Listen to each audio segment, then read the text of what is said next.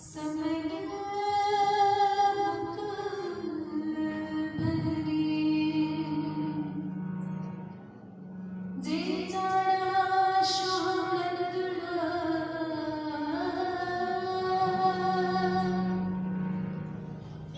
ता थोड़ा करिए जे जाना छिजना छिजना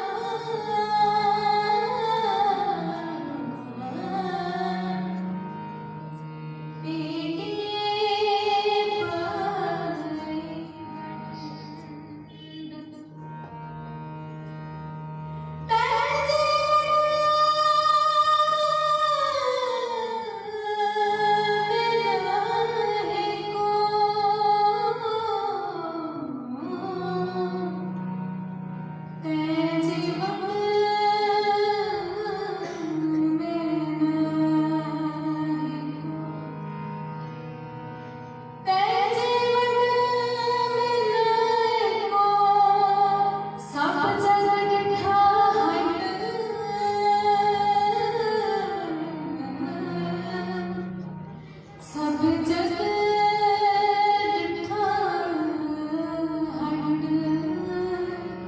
संग बचो आपने संग बचो आपने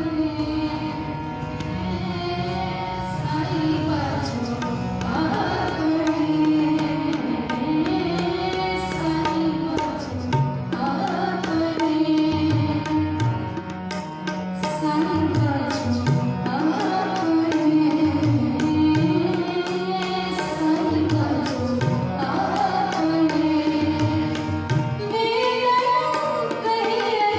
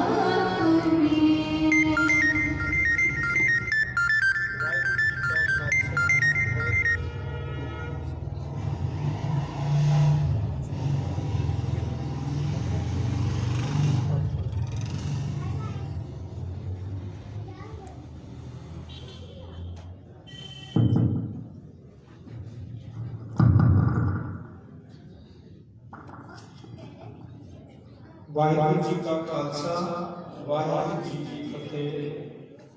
ਇੱਕ ਵਾਰੀ ਫਿਰ ਗੱਜ ਕੇ ਫਤਿਹ ਦੀ ਸਾਂਝ ਕਰੀਏ ਜੀ। ਵਾਹਿਗੁਰੂ ਜੀ ਕਾ ਖਾਲਸਾ ਵਾਹਿਗੁਰੂ ਜੀ ਕੀ ਫਤਿਹ। ਅੱਜ ਦਾ ਇਹ ਜੋ ਵਿਸ਼ੇਸ਼ ਸਮਾਗਮ ਗੁਰਮਤਿ ਗਿਆਨ ਮਿਸ਼ਨਰੀ ਕਾਲਜ ਵੱਲੋਂ ਸਾਕਰ ਨਨਕਾਣਾ ਸਾਹਿਬ ਦੀ 100 ਸਾਲਾ ਸ਼ਤਾਬਦੀ ਮੌਕੇ ਤੇ ਇਹ ਜੋ ਸਮਾਗਮ ਕਰਾਏ ਜਾ ਰਹੇ ਨੇ, ਇਹਦੇ ਵਿੱਚ ਜੋ ਕੀਰਤਨ ਦੀ ਅਧਿਆਈ ਸਮਾਪਤੀ ਹੈ। ਹੁਣ ਬੱਚਿਆਂ ਦੀਆਂ ਕਵਿਤਾਵਾਂ ਤਿਆਰ ਹੋਈਆਂ 2-2 ਮਿੰਟ ਦੀਆਂ। ਉਸ ਤੋਂ ਉਪਰੰਤ ਆਪਾਂ ਵਿਚਾਰਾਂ ਦੀ ਸਾਂਝ ਨਾਲ ਜੁੜਾਂਗੇ। ਸਭ ਤੋਂ ਪਹਿਲਾਂ ठीक है ਕੁਲਬੀਰ ਕੌਰ वो तो जा रहे हैं ਬੱਚੀ ਆ ਜਾਏ ਤੇ 2 ਮਿੰਟ ਦੀ ਕਵਿਤਾ ਜੋ ਸਾਡੇ ਨਾਲ ਸਾਂਝ ਕਰੇਗੀ।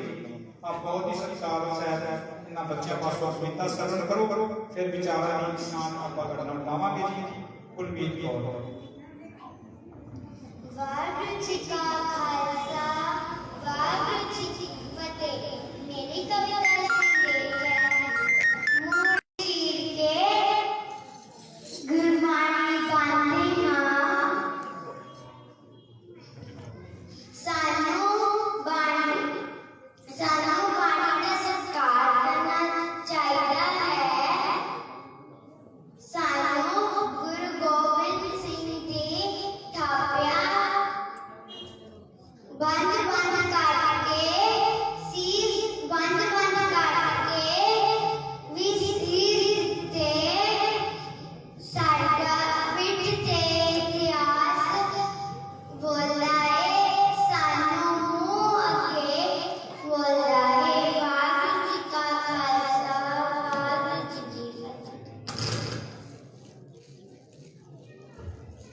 स्टेज पे बोलना बहुत ही हो गया। छोटी बच्ची एक और है साथ में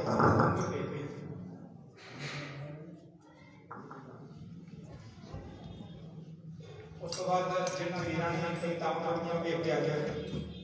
ਆਜ ਮੈਂ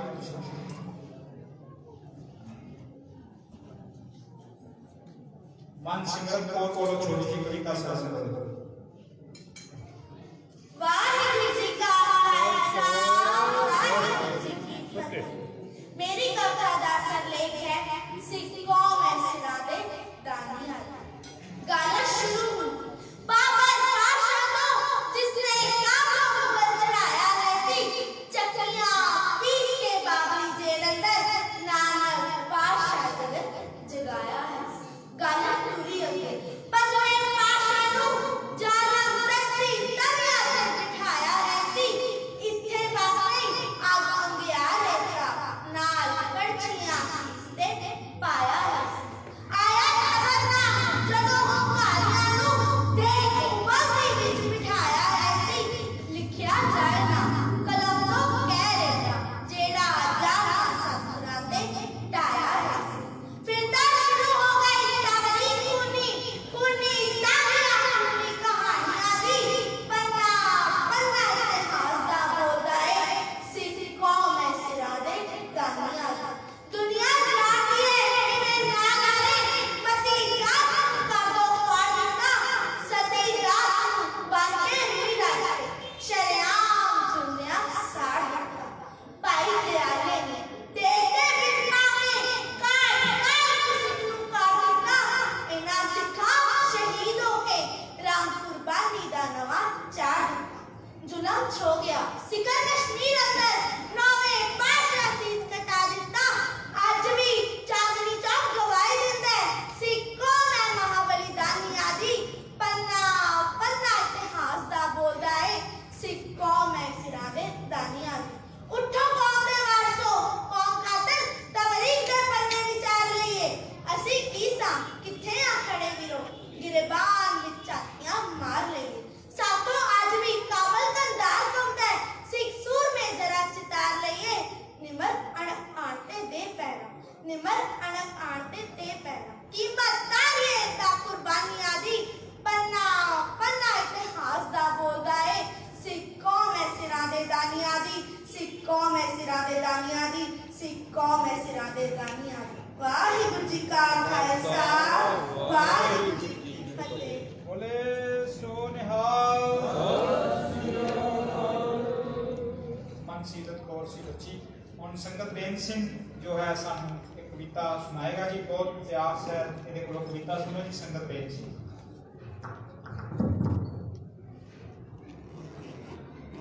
ਵਾਹਿਗੁਰੂ ਜੀ ਕਾ ਖਾਲਸਾ ਵਾਹਿਗੁਰੂ ਜੀ ਕੀ ਫਤਿਹ। ਮੇਰਾ ਨਾਮ ਸੰਗਤ ਜੈਨ ਸਿੰਘ ਹੈ ਅਤੇ ਮੇਰੇ ਕਵਿਤਾ ਦਾ ਸਿਰਲੇਖ ਹੈ ਸਾਕਾ ਨਨਕਾਣਾ ਸਾਹਿਬ। ਬਰੋ ਸਾਈਂ ਧਰਤੀ ਗੁਰੂ ਤੋਂ ਨਨਕਾਣਾ ਜਿਹਦਾ ਨਾਮ, ਨਰੈਣੂ ਕਰ ਗੁਰੂ ਦੇ ਪੀਂਦਾ ਪਰ ਜਾਮ। ਕਰੇ ਅਯਾਸ਼ੀ ਰਜ ਕੇ ਔਗੁਣ ਵਿੱਚ ਤਮਾਮ, ਇਹ ਤੇ ਪਵਿੱਤਰ ਨਾਮ ਨੂੰ ਸੀ ਕਰ ਦਿੱਤਾ ਬਦਨਾਮ। ਨਾ ਸਮਝਾਇਆ ਸਮਝਿਆ ਅੰਗਰੇਜ਼ਾਂ ਦਾ ਯਾਰ, ਲਛਮਣ ਸਿੰਘ ਸਿੱਖ ਗੁਰੂ ਦਾ ਆਇਆ ਗੁਰ ਦਰਬਾਰ। 150 ਸਿੰਘ ਸਿੱਖ ਉਸਦਾ ਸੀ ਜਿਹਦਾ ਜਥੇਦਾਰ, ਜਾ ਬੈਠਾ ਗੁਰ ਤਾਬਿਆ ਬਣ ਕੇ ਤਾਬਿਆਦਾਰ। ਕਰਨ ਗੁਰੂ ਦੀ ਕੀਰਤੀ ਇਹ ਸਾਰੇ ਸਿੱਖ ਸਰਦਾਰ, ਰੰਗੇ ਗੁਰੂ ਦੇ ਰੰਗ ਵਿੱਚ ਨਾ ਸੀ ਪਤਾ ਕੀ ਹੁੰਦਾ ਬਾਰ। ਨਰੈਣੂ ਆ ਧਮਕਿਆ ਲੈ ਮੁੰਡਿਆਂ ਦੀ ਤਾੜ, ਸਿੰਘ ਪੁੰਨੇ ਬਾਂਗ ਦਾਣਿਆ ਚੱਲੇ ਗੋਲੀ ਤਾੜ ਤਾੜ। ਛਵੀਆਂ ਟੋਕੇ ਚਲਦੇ ਪਏ ਹੋਵੇ ਕਾਰ ਕਾਰ, ਸ਼ਰਤਾਂ ਚ ਡੁੱਬੀ ਜ਼ਿੰਦਗੀ ਦਿੱਤੀ ਬੇਦਰਦ ਗੁਜ਼ਾਰ। ਲੋਥਾਂ ਤੇ ਲੋਥਾਂ ਚੜ ਗਈਆਂ ਸੀ ਹੋਈ ਧਰਤੀ ਲਾਲ, ਅਲਮੋਏ ਤੇ ਕੁਝ ਸਹਿਗਦੇ ਸੀ ਗੁਰੂ ਦੇ ਲਾਲ। ਇੱਕੋ ਚਿੱਖਾਂ ਚ ਰੱਖ ਕੇ ਉਸ ਦਿੱਤੇ ਲਾਹੂ ਬਾਲ, ਸਹਿਗਦੇ ਜਥੇਦਾਰ ਨੂੰ ਦਿੱਤਾ ਵੰਝੜ ਨਾਲ। ਬਣ ਗਿਆ ਕਾਲ ਹਰ ਸਿੱਖ ਦਾ ਸੀ ਸਫਲ ਉਹਦੀ ਹਰ ਚਾਲ, ਜੁੰਦੇ ਜੀ ਸਿੰਘ ਸੜ ਗਿਆ ਪਰ ਸਿੱਖੀ ਲਈ ਸੰਭਾਲ। ਜੁਗਾਂ ਦੀ ਤਾਰੀਖ ਵੀ ਦੱਸਦੀ ਰਹੂ ਇਹ ਹਾਲ, ਰੱਖਦੇ ਨੇ ਸਿੱਖ ਕੌਮ ਦਾ ਕਿਵੇਂ ਸਿੱਖੀ ਹਿਰਦੇ ਪਾਰ। ਰੱਖਦੇ ਨੇ ਸਿੱਖ ਕੌਮ ਦਾ ਕਿਵੇਂ ਸਿੱਖੀ ਹਿਰਦੇ ਪਾਰ। ਵਾਹਿਗੁਰੂ ਜੀ ਕਾ ਖਾਲਸਾ ਵਾਹਿਗੁਰੂ ਜੀ ਕੀ ਫਤਿਹ। ਬੋਲੇ ਸੋ ਨਿਹਾਲ। ਮਨਜੀਤ ਸਿੰਘ ਜੀ ਨੂੰ ਬੇਨਤੀ ਹੈ ਕਿ ਅਗਲੀ ਕਵਿਤਾ ਸਾਨੂੰ ਸਰਵਣ ਕਰਾਉਣਗੇ ਜੀ। ਇਹ ਬੱਚੇ ਜੋ ਸਾਡੇ ਨਾਲ ਸਾਂਝ ਪਾ ਰਹੇ ਨੇ ਕਵਿਤਾਵਾਂ ਦੀ, ਇਹਨਾਂ ਨੂੰ ਪਿਛਲੇ ਹਫ਼ਤੇ ਆਪਾਂ ਬੇਨਤੀ ਕੀਤੀ ਸੀ ਵੀ ਅਗਲੇ ਐਤਵਾਰ ਅਸੀਂ ਇੱਥੇ ਸਾਕਾ ਨਨਕਾਣਾ ਸਾਹਿਬ ਦੀ ਜੋ ਹੈ ਯਾਦ ਉਹ ਸਾਰੀ ਤਾਜ਼ਾ ਕਰਨੀ ਹੈ, ਕਿਸ ਤਰ੍ਹਾਂ ਗੁਰਦੁਆਰੇ ਸੇ ਯਾਦ ਕਰਾਏ ਗਏ। तो ਬੱਚਿਆਂ ਨੇ ਤਿਆਰੀ ਕਰਕੇ ਆਏ ਹਨ। ਇਸ ਕਰਕੇ ਬੇਨਤੀ ਹੈ ਬੱਚਿਆਂ ਦਾ ਹੌਸਲਾ ਵੀ ਆਪਾਂ ਵਧਾਉਣਾ ਤੇ ਨਾਲ ਨਾਲ ਇਹ ਸਰਵਣ ਵੀ ਕਰਨਾ ਜੀ। ਆਓ ਮਨਜੀਤ ਸਿੰਘ ਜੀ ਕੋਲ ਅਗਲੀ ਕਵਿਤਾ ਸਰਵਣ ਕਰਾਂਗੇ।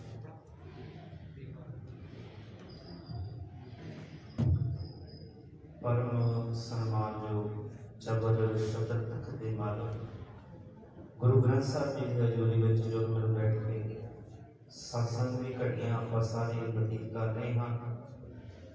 इस साथी को याद करते हुए अज आप सारे जाने रोल जट मिल के बैठे हाँ।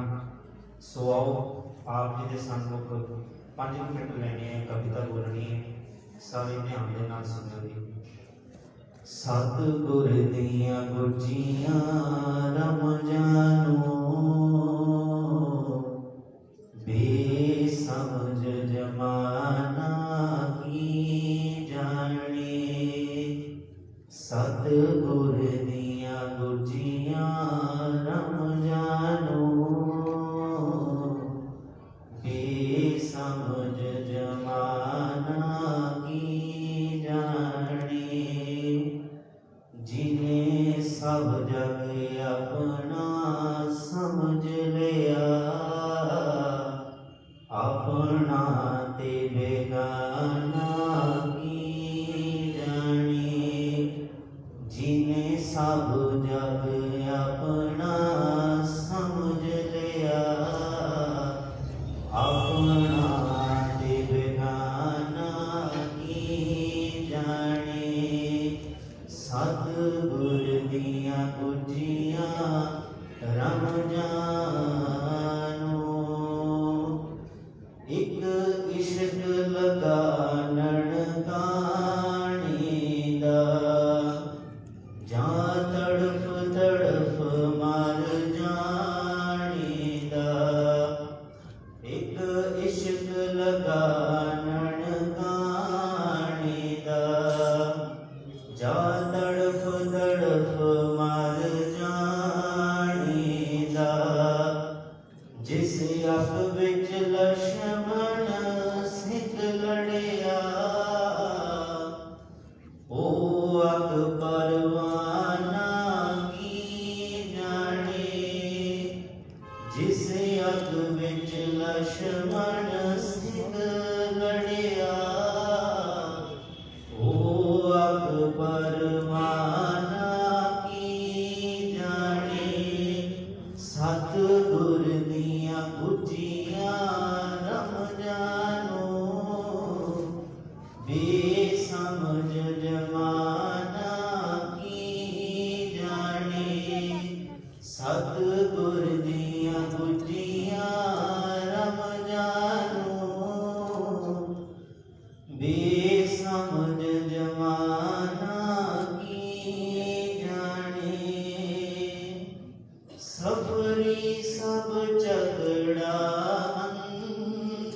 दा, ना मस्जिद दा ना मंदिर दा, सफरी सब झगड़ा अंदर दा, ना मस्जिद दा ना मंदिर दा, जिन्हें भेद लाही समझ लिया, अपना ते बेगाना की जाने, जिन्हें भेद लाही समझ लिया, बाबा बुत खाना की जाने, सतगुर दिया गुजिया रमजानो, बेसमझ जमाना की जाने, सतगुर दिया गुजिया रमजानो, बेसमझ जमाना की जाने, जिन्हें सब जग अपना समझ लिया, अपना ते बेगाना की जाने, सतगुर दिया बुझिया रमजानो। वाहिगुरू जी का खालसा, वाहिगुरू जी की फतेह। बोले सो निहाल ਬੱਚਾ ਮਨਜੀਤ ਸਿੰਘ ਉਹਨੇ ਇੱਕ ਸਾਡਾ ਹੋਰ ਬਹੁਤ ਹੀ ਹੋਣਹਾਰ ਬੱਚਾ ਸੱਜਣਦੀਪ ਸਿੰਘ ਤੇ 2-4 ਮਿੰਟ ਦੀ ਇੱਕ ਛੋਟੀ ਜਿਹੀ ਵਿਚਾਰ ਦੀ ਸਾਂਝ ਤੁਹਾਡੇ ਨਾਲ ਕਰੇਗਾ ਜੀ। ਉਸ ਤੋਂ ਬਾਅਦ ਸਾਡੇ ਬਹੁਤ ਹੀ ਸਤਿਕਾਰਯੋਗ ਪ੍ਰੋਫੈਸਰ ਗੁਰਸ਼ਰਨ ਸਿੰਘ ਜੀ ਉਹ ਤੁਹਾਡੇ ਨਾਲ ਵਿਚਾਰ ਦੀ ਸਾਂਝ ਕਰਨਗੇ ਜੀ। ਸੱਜਣਦੀਪ ਸਿੰਘ ਜੀ ਕੋਲੋਂ ਆਪਾਂ ਵਿਚਾਰ ਸਾਂਝੇ वाहिगुरू जी का खालसा वाहिगुरू जी की फतेह। संगत जी पिछले करवानी चाहिए ਅਸੀਂ ਸਾਕਾ ਨਨਕਾਣਾ ਸਾਹਿਬ ਦੀ 100ਵੀਂ ਵਰ੍ਹੇਗੰਢ ਮਨਾ ਕੇ ਹਟੇ ਹਾਂ। ਅਸੀਂ ਦੇਖਿਆ ਸਾਨੂੰ ਕਿ ਪਿਛਲੇ ਸਿੱਖ ਇਤਿਹਾਸ ਕਿੰਨਾ ਹੈ ਸਾਡਾ ਮਹੱਤਵ ਰੱਖਦਾ ਹੈ, ਕਿੰਨੇ ਸਿੰਘਾਂ ਨੇ ਇਸ ਸ਼ਹੀਦੀਆਂ ਪਾਈਆਂ ਸੀਗੀਆਂ। ਗੁਰਦੁਆਰਾ ਸੁਰਾਰ ਲਹਿਰ 'ਚ ਮੁੱਢ ਲਹਿਰਾਂ ਵਿੱਚੋਂ ਇੱਕ ਸੀਗਾ ਤੇ ਸਾਨੂੰ ਸੁਖ ਸੇਧ ਲੈਣੀ ਚਾਹੀਦੀ ਹੈ। ਹੁਣੇ ਮੈਂ ਇਸ ਦੇ ਪਿਛੋਕੜ ਤੇ ਹੁਣੇ ਕੁਝ ਸਾਨੂੰ ਜੋ ਸੇਧਾਂ ਲੈਣੀਆਂ ਚਾਹੀਦੀਆਂ ਨੇ ਉਸ ਬਾਰੇ ਮੈਂ ਕੁਝ ਵਿਚਾਰ ਰੱਖਣੇ ਤੁਹਾਡੇ ਕੋਲ। ਪਿਛੋਕੜ ਐਸੇ ਇਹ ਹੋਇਆ ਕਿ ਇਸ ਤੋਂ ਪਹਿਲਾਂ ਗੁਰੂ ਗੋਬਿੰਦ ਸਿੰਘ ਸਾਡੇ ਕਈ ਨਿਰਮਲੇ ਤੇ ਜੋ ਦਾਸੀ ਲੋਕ ਸੀਗੇ, ਜੋ ਦਾਸੀ ਸਿੱਖ ਜੋ ਸਿੱਖਾਂ ਦੇ ਸਿੱਖ ਕਹਿੰਦੇ ਹਨ, ਉਹ ਗੁਰਦੁਆਰਾ 'ਤੇ ਕਾਬਜ਼ ਹੋ ਗਏ ਸੀ। ਉਹ ਕਿਉਂ ਕਾਬਜ਼ ਹੋਏ ਸੀ? ਕਿਉਂਕਿ ਜਦ ਗੁਰੂ ਗੋਬਿੰਦ ਸਿੰਘ ਦੀ ਜੋਤੀ ਦੇ ਸਮਾਨ ਤੋਂ ਬਾਅਦ ਬਾਬਾ ਬੰਦਾ ਸਿੰਘ ਦੇ ਸਮਾਂ ਆਇਆ, ਉਸ ਤੋਂ ਬਾਅਦ ਉਹਨਾਂ ਦੀ ਸ਼ਹੀਦੀ ਤੋਂ ਬਾਅਦ ਜਦ ਉਹਨਾਂ ਨੇ ਮੁਗਲਾਂ ਨੇ ਜਦ ਉਹਨਾਂ ਨੇ ਫਿਰ ਸਿੱਖਾਂ ਨੂੰ ਖਤਮ ਕਰਨਾ ਸ਼ੁਰੂ ਕਰ ਦਿੱਤਾ ਸੀ ਤਾਂ ਜੋ ਸਾਰਾ ਪ੍ਰਬੰਧ ਕਰ ਗੁਰਦੁਆਰੇ ਦਾ ਉਹ ਉਹਨਾਂ ਦਾ ਚਲਾ ਗਿਆ ਸੀ। ਉਹ ਸ਼ੁਰੂਆਤ से जो सारे खान थे वो बहुत ही मतलब सिक्खी स्वरूप वाले थे, बहुत ही अपने सिक्खी बड़े पक्ष थे। बट बाद से जब टाइम उन्होंने जब महाराजा रणजीत सिंह के टाइम के बाद तो बहुत सारे कराने के बाद जब अंग्रेजों के टाइम है तो अंग्रेजों ने सारा प्रबंध गुरुद्वारे का अपने हाथ लिया, जब उन्होंने लिया या फिर उन्होंने सारा मंडल सब कुछ सौंप दिया। फिर सारी उन्होंने अपनी गुरु का नाम अपनी जगीर मन लगी सी, जगीर मन लगी सी वो जगीर अपने गुरु का अपनी जगीर मन लग गई सी। फिर बाद से जब ऐसा कुछ होंदा गया तो उन्होंने इतने करप्ट हो गए कि गुरुद्वारे बच्ची अपने अश्लील काम से गुरमत विरुद्ध अनैतिक काम करने लग गए। बाद से सिख कौम छुट्टी हुई थी क्योंकि अंग्रेजों ने बड़े अपने मानसिक तौर पर सिखों को बड़ा कमजोर कर दिया उस समय। लेकिन बाद से फिर आर्य समाज से आने तो बाद बहुत सारी करतावे तो बाद 1919 के बाद जब जलियांवाला बाग का कांड आया उस तो बाद सब तो बड़ा कांड गिना जाता है जब ਸਿੰਘਾਂ ने गुरुद्वारे में सुधार ਲਈ ननकाना साहब पहुंचे। ਉਹਨਾਂ ਵਿੱਚ मोटी दो श्रोमणी गुरुद्वारा प्रबंधक कमेटी जो समय योजना हो चुकी थी उस तो बाद श्रोमणी गुरुद्वारा प्रबंधक कमेटी उस समय हो चुकी थी। वो सारे चाहते थे कि गुरुद्वारे को निरंतर कब्जे तो हटाया जाए तो गुरुद्वारे को बिल्कुल सिक्खी गुरमत अनुसार चलाया जाए, गुरुद्वारे का प्रबंध अपने हेठा लिया जाए।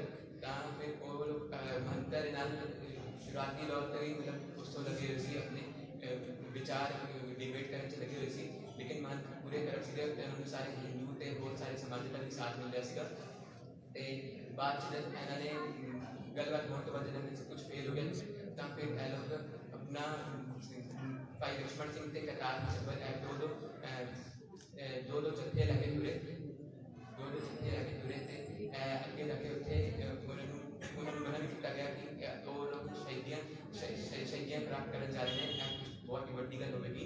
ਲੇਕਿਨ ਉਹ ਲੋਕ ਕਹੇ ਗੁਰੂ ਦੇ ਸਿੰਘਾਂ ਦੇ ਅਸੀਂ ਜੇ ਜਾਵਾਂਗੇ ਤੇ ਜੋ ਵੀ ਹੋਏਗਾ ਅਸੀਂ ਮੱਕਾ ਟੇਕ ਕੇ ਵਾਪਸ ਆ ਜਾਵਾਂਗੇ, ਬਟ ਅਸੀਂ ਜਾਵਾਂਗੇ ਉੱਥੇ ਜਾ ਕੇ ਮੰਤਰ ਜੋ ਨੇ ਰੱਖੇ ਹੋਏ ਸੀ, ਪਸ਼ੂ ਲੋਕ ਰੱਖੇ ਹੋਏ ਸੀ, ਬਹੁਤ ਹੀ ਜ਼ਿਆਦਾ ਖੁੱਡੇ ਰੱਖੇ ਹੋਏ ਸੀ ਤੇ ਸਾਰਾ ਰਾਸਤਾ ਸਾਰਾ ਰੱਖਿਆ ਸੀ ਗੁਰਦੁਆਰਾ ਸਾਹਿਬ ਅੰਦਰ। ਉਹਨੇ ਉਸ ਦਾ ਸਾਰਾ ਸਮਾਨ ਕੀਤਾ ਤੇ ਕਿੰਨੇ ਸਿੱਖਾਂ ਦੀ ਸ਼ਹੀਦੀ ਹੋਈ।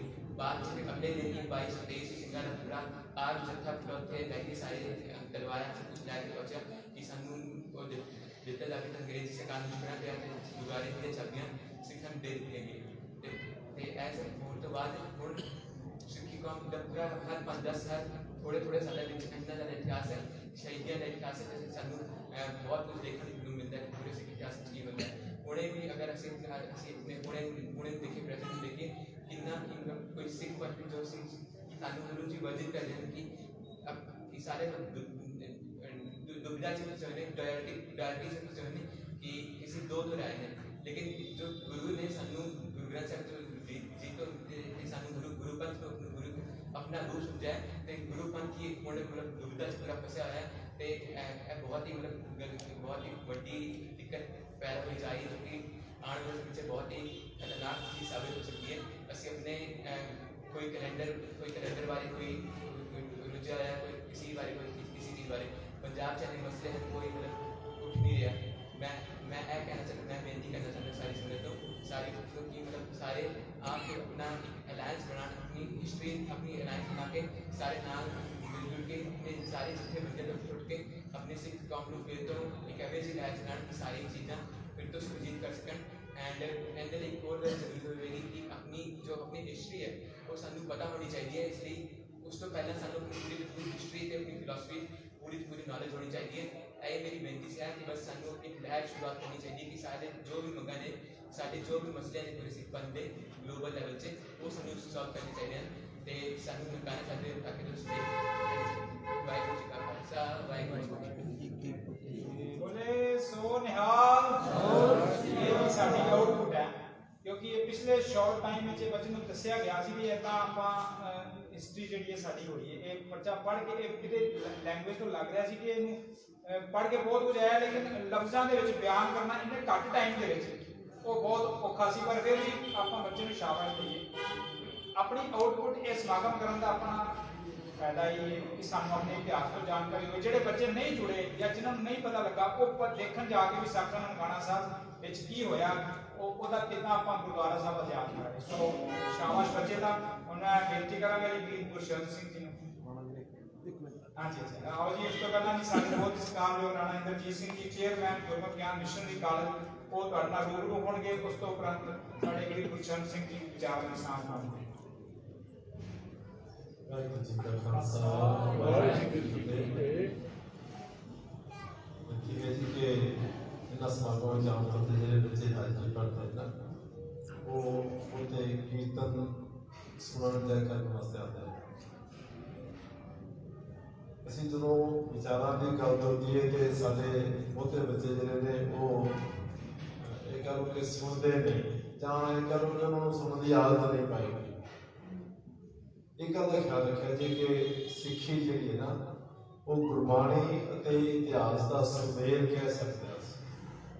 ਗੁਰਬਾਣੀ ਅਸੀਂ ਆਪਣੇ ਜੀਵਨ 'ਚ ਢਾਲਣੀ ਹੈ ਤੇ ਇਤਿਹਾਸ ਤੋਂ ਸੇਧ ਲੈ ਕੇ ਆਪਣਾ ਜੀਵਨ ਬਸਰ ਕਰਨਾ। ਜਦੋਂ ਅਸੀਂ ਸਾਹਿਬਜ਼ਾਦਿਆਂ ਦੇ ਸ਼ਹੀਦੀ ਗੁਰਪੁਰਬ ਮਨਾਉਂਦੇ ਹਾਂ ਆਪਾਂ ਸਾਰੇ ਕਿੰਨੇ ਇਹ ਬੱਚੇ ਸ਼ੌਂਕ ਨਾਲ ਸਾਹਿਬਜ਼ਾਦਿਆਂ ਦਾ ਇਤਿਹਾਸ ਸੁਣਦੇ ਨੇ। ਇੱਕ ਹਫ਼ਤਾ ਲਗਾਤਾਰ ਬਹੁਤ ਵੱਡੀ ਗਿਣਤੀ 'ਚ ਬੱਚੇ ਹਾਜ਼ਰੀ ਭਰਦੇ ਨੇ। ਇਸੇ ਤਰ੍ਹਾਂ ਸਾਡਾ ਯਤਨ ਹੈ ਕਿ ਜਦੋਂ ਵੀ ਇਹ ਇਤਿਹਾਸਕ ਦਿਨ ਆਉਣ ਉਦੋਂ ਬੱਚਿਆਂ ਨੂੰ ਆਪਾਂ ਇਹ ਜਾਣਕਾਰੀ ਦਈਏ ਕਿ ਅੱਜ ਦਾ ਦਿਨ ਜਿਹੜਾ ਹੈਗਾ ਜਾਂ ਇਹ ਜਿਹੜਾ ਸਮਾਂ ਚੱਲ ਰਿਹਾ ਹੈ ਉਹ ਕਿਸ ਨਾਲ ਸੰਬੰਧਿਤ ਹੈ। ਨਨਕਾਣਾ ਸਾਹਿਬ ਦਾ ਸ਼ਹੀਦੀ ਸਾਕਾ ਹਲੇ ਸਿਰਫ 100 ਸਾਲ ਹੋਏ ਨੇ। ਔਰ ਮੈਨੂੰ ਤਾਂ ਬੜੀ ਹੈਰਾਨੀ, ਸ਼ਾਇਦ ਕਿਸੇ ਵੀ ਇਸ ਤਰ੍ਹਾਂ ਹੈਰਾਨ ਹੋਗੇ, ਸਾਡੇ ਵਿੱਚੋਂ ਬਹੁਤਿਆਂ ਨੂੰ ਪਤਾ ਨਹੀਂ ਕਿ ਇਹ ਸ਼ਹੀਦੀ ਸਾਕਾ ਕਿਵੇਂ ਵਾਪਰਿਆ, ਕਿਉਂ ਵਾਪਰਿਆ, ਕਿਹੜੇ ਕਾਰਨ ਸੀ ਇਹਦੇ ਪਿੱਛੇ, ਕੌਣ ਕੌਣ ਗੁਨਾਹਗਾਰ ਸੀ, ਕੌਣ ਕੌਣ ਅਗਵਾਈ ਕਰਨ ਵਾਲੇ ਸੀ ਜਿਹੜੇ ਸ਼ਹੀਦ ਹੋਏ। ਇਹ ਸਾਰਾ ਸਾਨੂੰ ਸਾਡੇ ਚੋਂ ਬਹੁਤਿਆਂ ਨੂੰ ਪਤਾ ਨਹੀਂ। ਇਹ ਮੇਰੀ ਬੇਨਤੀ ਹੈ ਖਾਸ ਤੌਰ ਤੇ ਬੱਚਿਆਂ ਨੂੰ ਕਿ ਆਪਾਂ ਇਤਿਹਾਸ ਨੂੰ ਬੜੇ ਧਿਆਨ ਨਾਲ, ਬੜੇ ਗੌਰ ਨਾਲ ਸੁਣੀਏ ਤੇ ਵਾਚਿਆ ਜਾਏ। ਇਤਿਹਾਸ ਵਿੱਚ ਬੜਾ ਕੋਈ ਗਲਤ ਵੀ ਜਿਹੜਾ ਕਹਿੰਦੇ ਅਸੀਂ ਕਹਿੰਦੇ ਕਿ ਮਿਲਾਵਟ ਕੀਤੀ ਗਈ ਹੈ, ਉਹ ਵੀ ਤੁਸੀਂ ਆਪਣੀ ਮਤ ਅਨੁਸਾਰ ਉਹਨੂੰ ਲੱਭਣਾ ਕੀ ਚੀਜ਼ ਹੈ ਤੇ ਕੀ ਕਰਦੇ। ਮੈਂ ਉਹਦਾ ਸਮਝ ਲੈਣਾ, ਮੈਂ ਸਿਰਫ ਇਹ ਬੇਨਤੀ ਕਰਨੀ ਹੈ ਕਿ ਸਾਡੇ ਕੋਲ ਤਿੰਨ ਬੁਲਾ ਰਹੇ ਨੇ, ਆਪਣੀ ਕੋਸ਼ਿਸ਼ ਨਹੀਂ ਕਿ ਸਭਾ ਨੂੰ ਸਾਨੂੰ ਸਾਰੀ ਸਮਾਪਤੀ ਕਰਨੀ ਹੈ।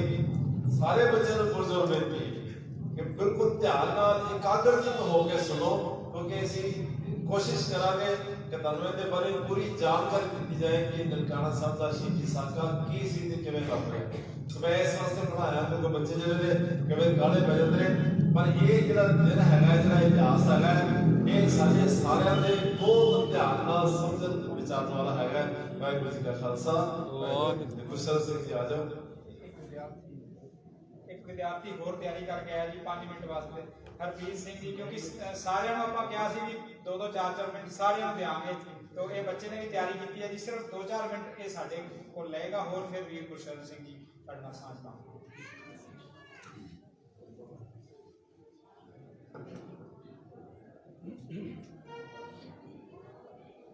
ये जो कविता मैं आप जी के समूह पेश करने जा रहे हैं, इसका सिरलेख है चल ਸਿੰਘਾ ननकाना चलिए। ये ज्ञानी सोहन सिंह सीता जी की लिखी हुई है। चल ਸਿੰਘਾ ननकाने चलिए अड़क पई ललकारे। चल ਸਿੰਘਾ ननकाने चलिए गैरत वाजा मारे। जगत जलंदा ठारन खातर जिथे सतगुर आया। तृप्ति दी शुभ गोदी ताई भाग हरि ने लाया। उस पवित्र धरती उत्ते कहर मलेश गुजारे। चल ਸਿੰਘਾ ननकाने चलिए अड़क पई ललकारे। कीते जुलम नरैणू ने जग सारे उठ खलोते। पापी दे पापां दे लाए दाग लहू नल तोते। अज जिन्हां दे कारे कीते क्यों तू मनो विसारे। चल ਸਿੰਘਾ ननकाने चलिए अड़क पई करतारे। गुर धामा दी सेवा खातर जो सिर भेटां कर दे। उन्हां दी तू अंश सदावे भंबन जो सड़ मर दे। नाला जे जंडा दे बज के सड़ गए बल दे पट्ठे ठारे। चल ਸਿੰਘਾ ननकाने चलिए अणख भई ललकारे। किथे सिखी रह गई तेरी मान करे किस गल दा। अज तेरे ननकाने उत्ते हुक्म किसे दा चलदा। फुल्लां दी बरखा दी थां ते चलण खून बुहारे। चल ਸਿੰਘਾ ननकाने चलिए अणख पई ललकारे। गुरपुरबा दी थां ते लोहे ते लोहा खड़काउणा। तेरी बाण तुरां दी शेरां दी संतान खालसा।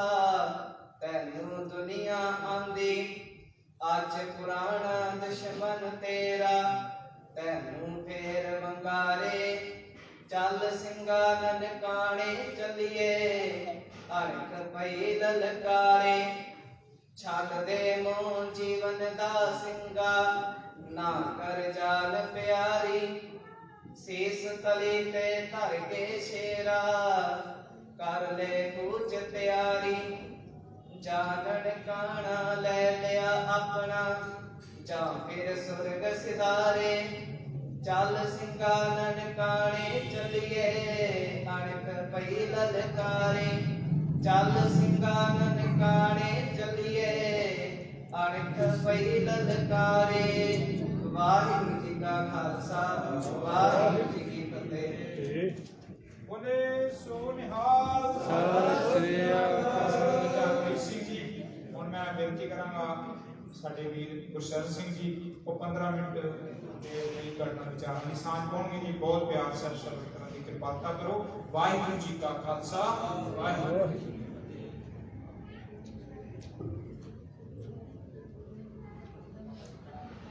ਜੁਗਲ ਅਟਲ ਗੁਰੂ ਗਰੀਬ ਨਵਾਜ ਸਤਿਗੁਰੂ ਸ਼੍ਰੀ ਗੁਰੂ ਗ੍ਰੰਥ ਸਾਹਿਬ ਮਹਾਰਾਜ ਤਿੰਨਾਂ ਦੀ ਪਾਵਨ ਮੁਕੱਦਸ ਗੋਦ ਵਿੱਚ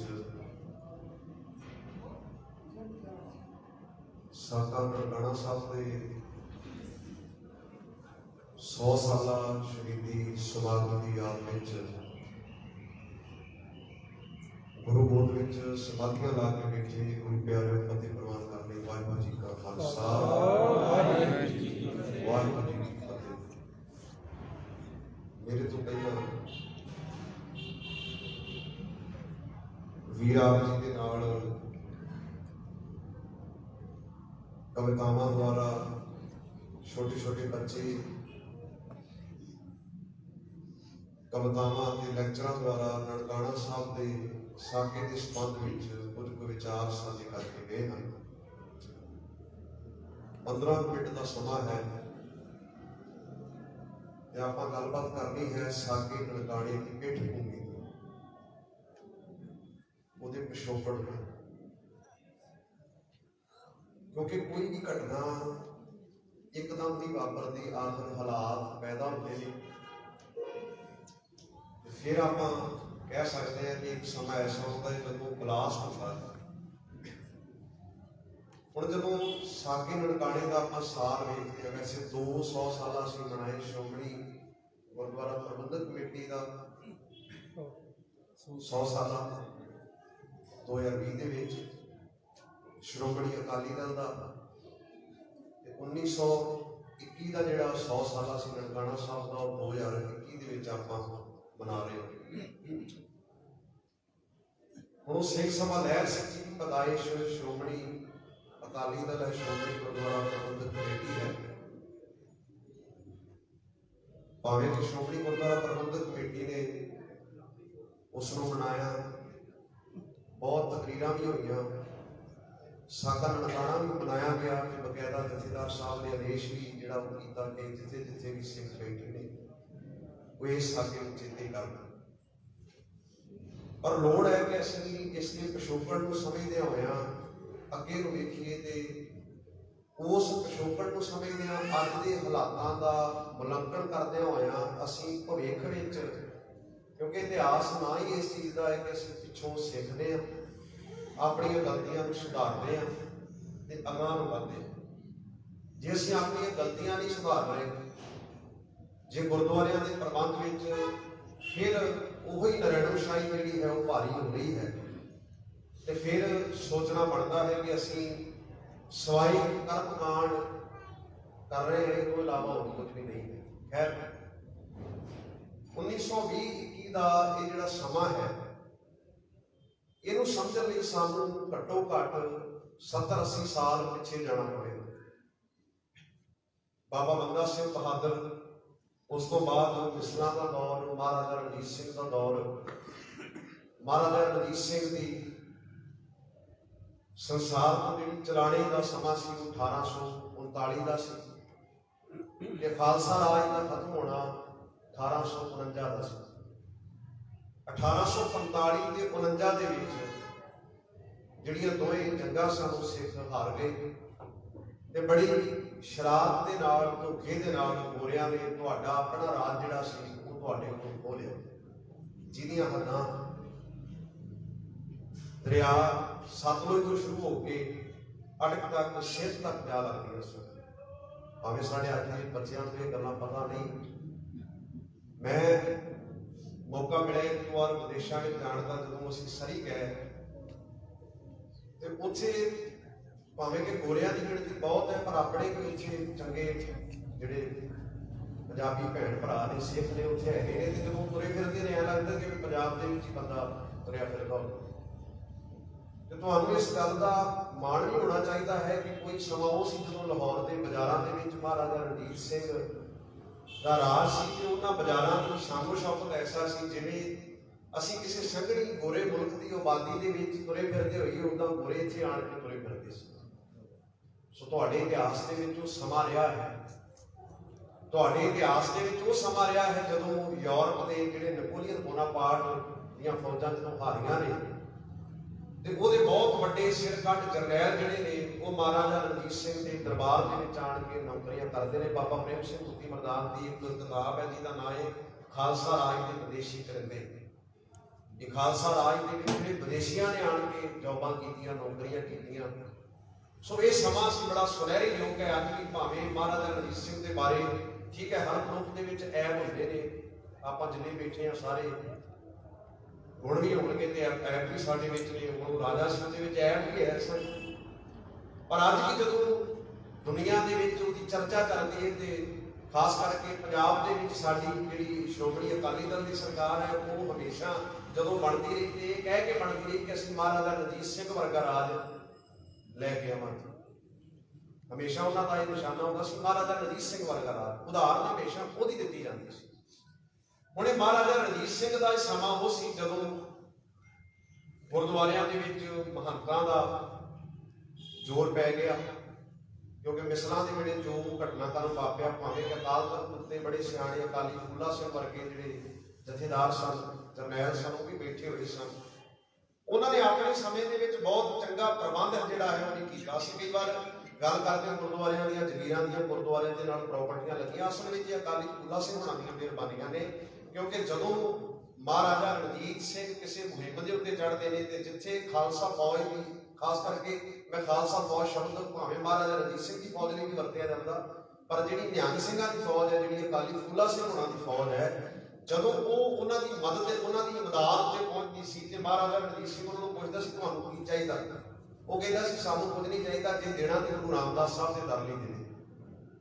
ਇਸ ਕਰਕੇ ਜਿੰਨੀਆਂ ਵੀ ਉਹ ਮੁਹਿੰਮਾਂ ਉਹਨਾਂ ਨੇ ਕੀਤੀਆਂ, ਗੁਰਦੁਆਰਿਆਂ ਦਾ ਪ੍ਰਬੰਧ ਠੀਕ ਚੱਲੇ, ਉਹਦੇ ਲਈ ਕਿਸੇ ਅੱਗੇ ਹੱਥ ਨਾ ਅੱਡਣੇ ਪੈਣ, ਇਸ ਲਈ ਉਹਨੇ ਗੁਰਦੁਆਰਿਆਂ ਦੇ ਨਾਲ ਨਾਲ ਜ਼ਮੀਰਾਂ ਵੀ ਜਿਹੜੀਆਂ ਉਹ ਲਾ ਦਿੱਤੀਆਂ। ਕੱਲੀਆਂ ਗੁਰਦੁਆਰਿਆਂ ਦੇ ਨਾਲ ਨਾਲ ਨਹੀਂ, ਤੁਸੀਂ ਦੇਖੋ ਜੇ ਮੁਸਲਮਾਨ ਉਹਦੇ ਰਾਜ ਵਿੱਚ ਆਣ ਕੇ ਕੁਝ ਮੰਗਦਾ ਹੈ ਤੇ ਉਹ ਕੁਰਾਨ ਵਾਲੀ ਇੱਕ ਘਟਨਾ ਆਪਾਂ ਪੜ੍ਹਦੇ ਹਾਂ ਕਿ ਕੁਰਾਨ ਲੈ ਕੇ ਕੋਈ ਆਇਆ ਤੇ ਕਿਸੇ ਨੇ ਪੁੱਛਿਆ ਇਹ ਬੜੀ ਮਿਹਨਤ ਨਾਲ ਲਿਖੀ ਹੈ, ਬੜੀ ਮਹਿੰਗੀ ਹੈ, ਇਹਨੂੰ ਕੌਣ ਖਰੀਦੇਗਾ?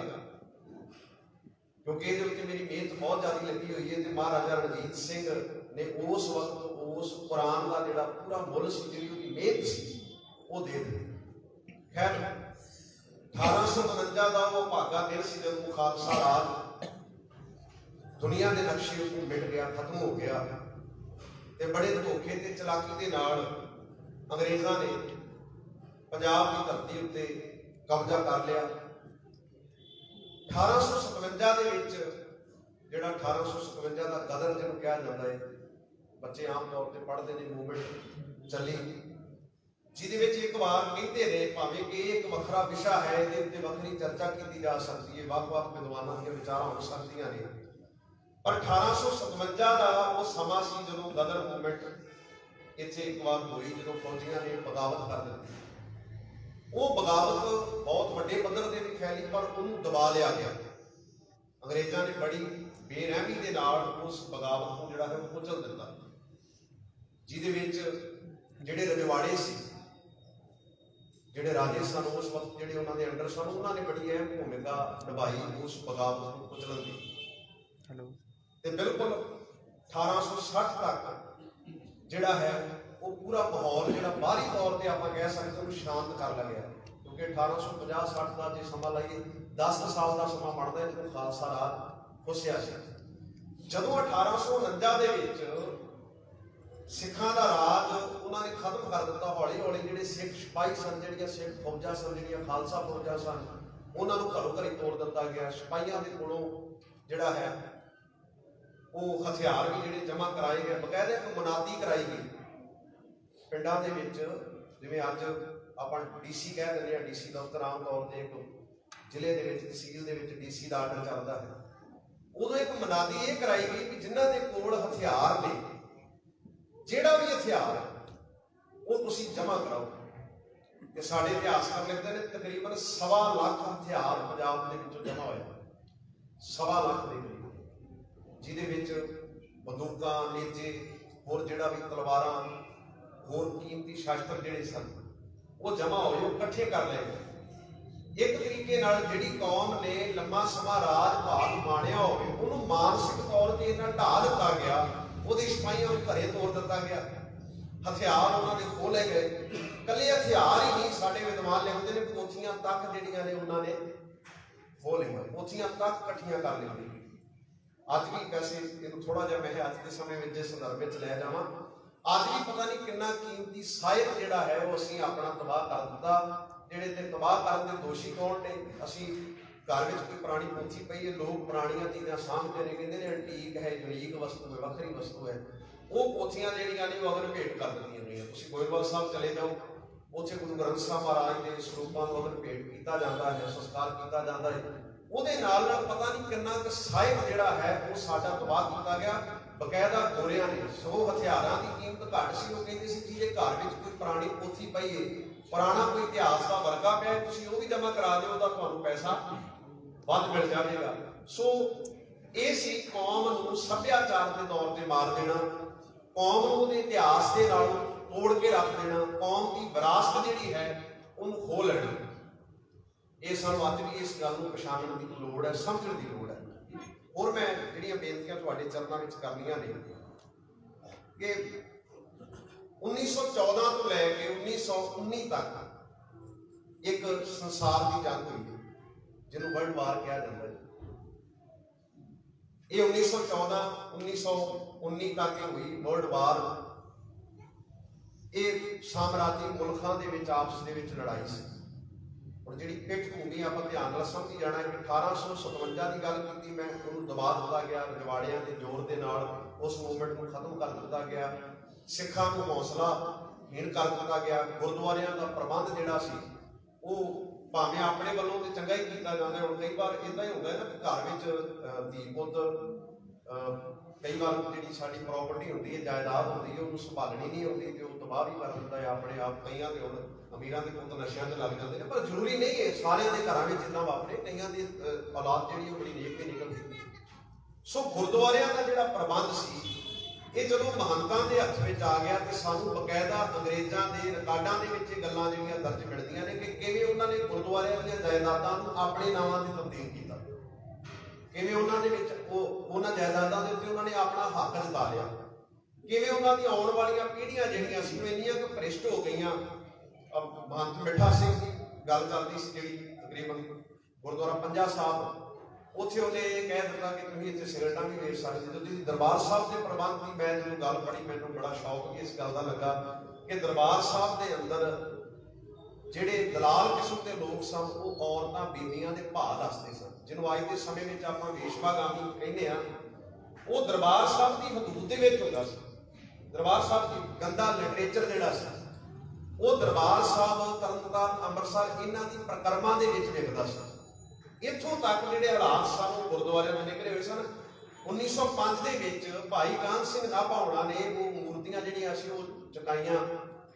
ਹਾਲਾਂਕਿ ਸਿੱਖ ਪਹਿਲਾਂ ਤੋਂ ਸੁਧਾਰ ਦੇ ਕੰਮ ਕਰਦੇ ਰਹੇ ਨੇ, ਕੋਈ ਇਹ ਨਹੀਂ ਕਹਿ ਸਕਦਾ ਕਿ ਸਿੱਖਾਂ ਨੇ ਸਿੱਧਾ ਜਾ ਕੇ ਵਾਇਲੈਂਸ ਕਰ ਦਿੱਤਾ, ਉਹਨਾਂ ਜਾ ਕੇ ਕੋਈ ਮਾਰ ਕੁੱਟ ਕਰ ਦਿੱਤੀ। ਨਹੀਂ, ਚੀਫ ਖਾਲਸਾ ਦੀਵਾਨ ਜਿਹੜੀ ਸੰਸਥਾ ਹੈ ਉਹ ਤੇ ਵਾਇਲੈਂਸ ਦੇ ਹੱਕ ਵਿੱਚ ਨਹੀਂ ਸੀ। ਉਹ ਹਮੇਸ਼ਾ ਮੈਮੋਰੈਂਡਮ ਹੀ ਦਿੰਦੇ ਸੀ ਜਾ ਕੇ ਜਿਹੜਾ ਸੀ। ਇਸ ਕਰਕੇ ਉਹਨਾਂ ਨੂੰ ਕਈ ਸਿੱਖ ਜਿਹੜੇ ਨੇ ਉਹ ਇਹ ਵੀ ਕਹਿੰਦੇ ਸਨ ਕਿ ਇਹ ਡਰਦੇ ਨੇ, ਡਰਪੋਕ ਨੇ, ਇਹ ਗੜਸ ਵਾਲੇ ਨਹੀਂ। ਸੋ ਚੀਫ ਖਾਲਸਾ ਦੀਵਾਨ ਦੀ ਚਲੋ ਉਹਨਾਂ ਦੀ ਇੱਕ ਆਪਣੀ ਭੂਮਿਕਾ ਸੀ।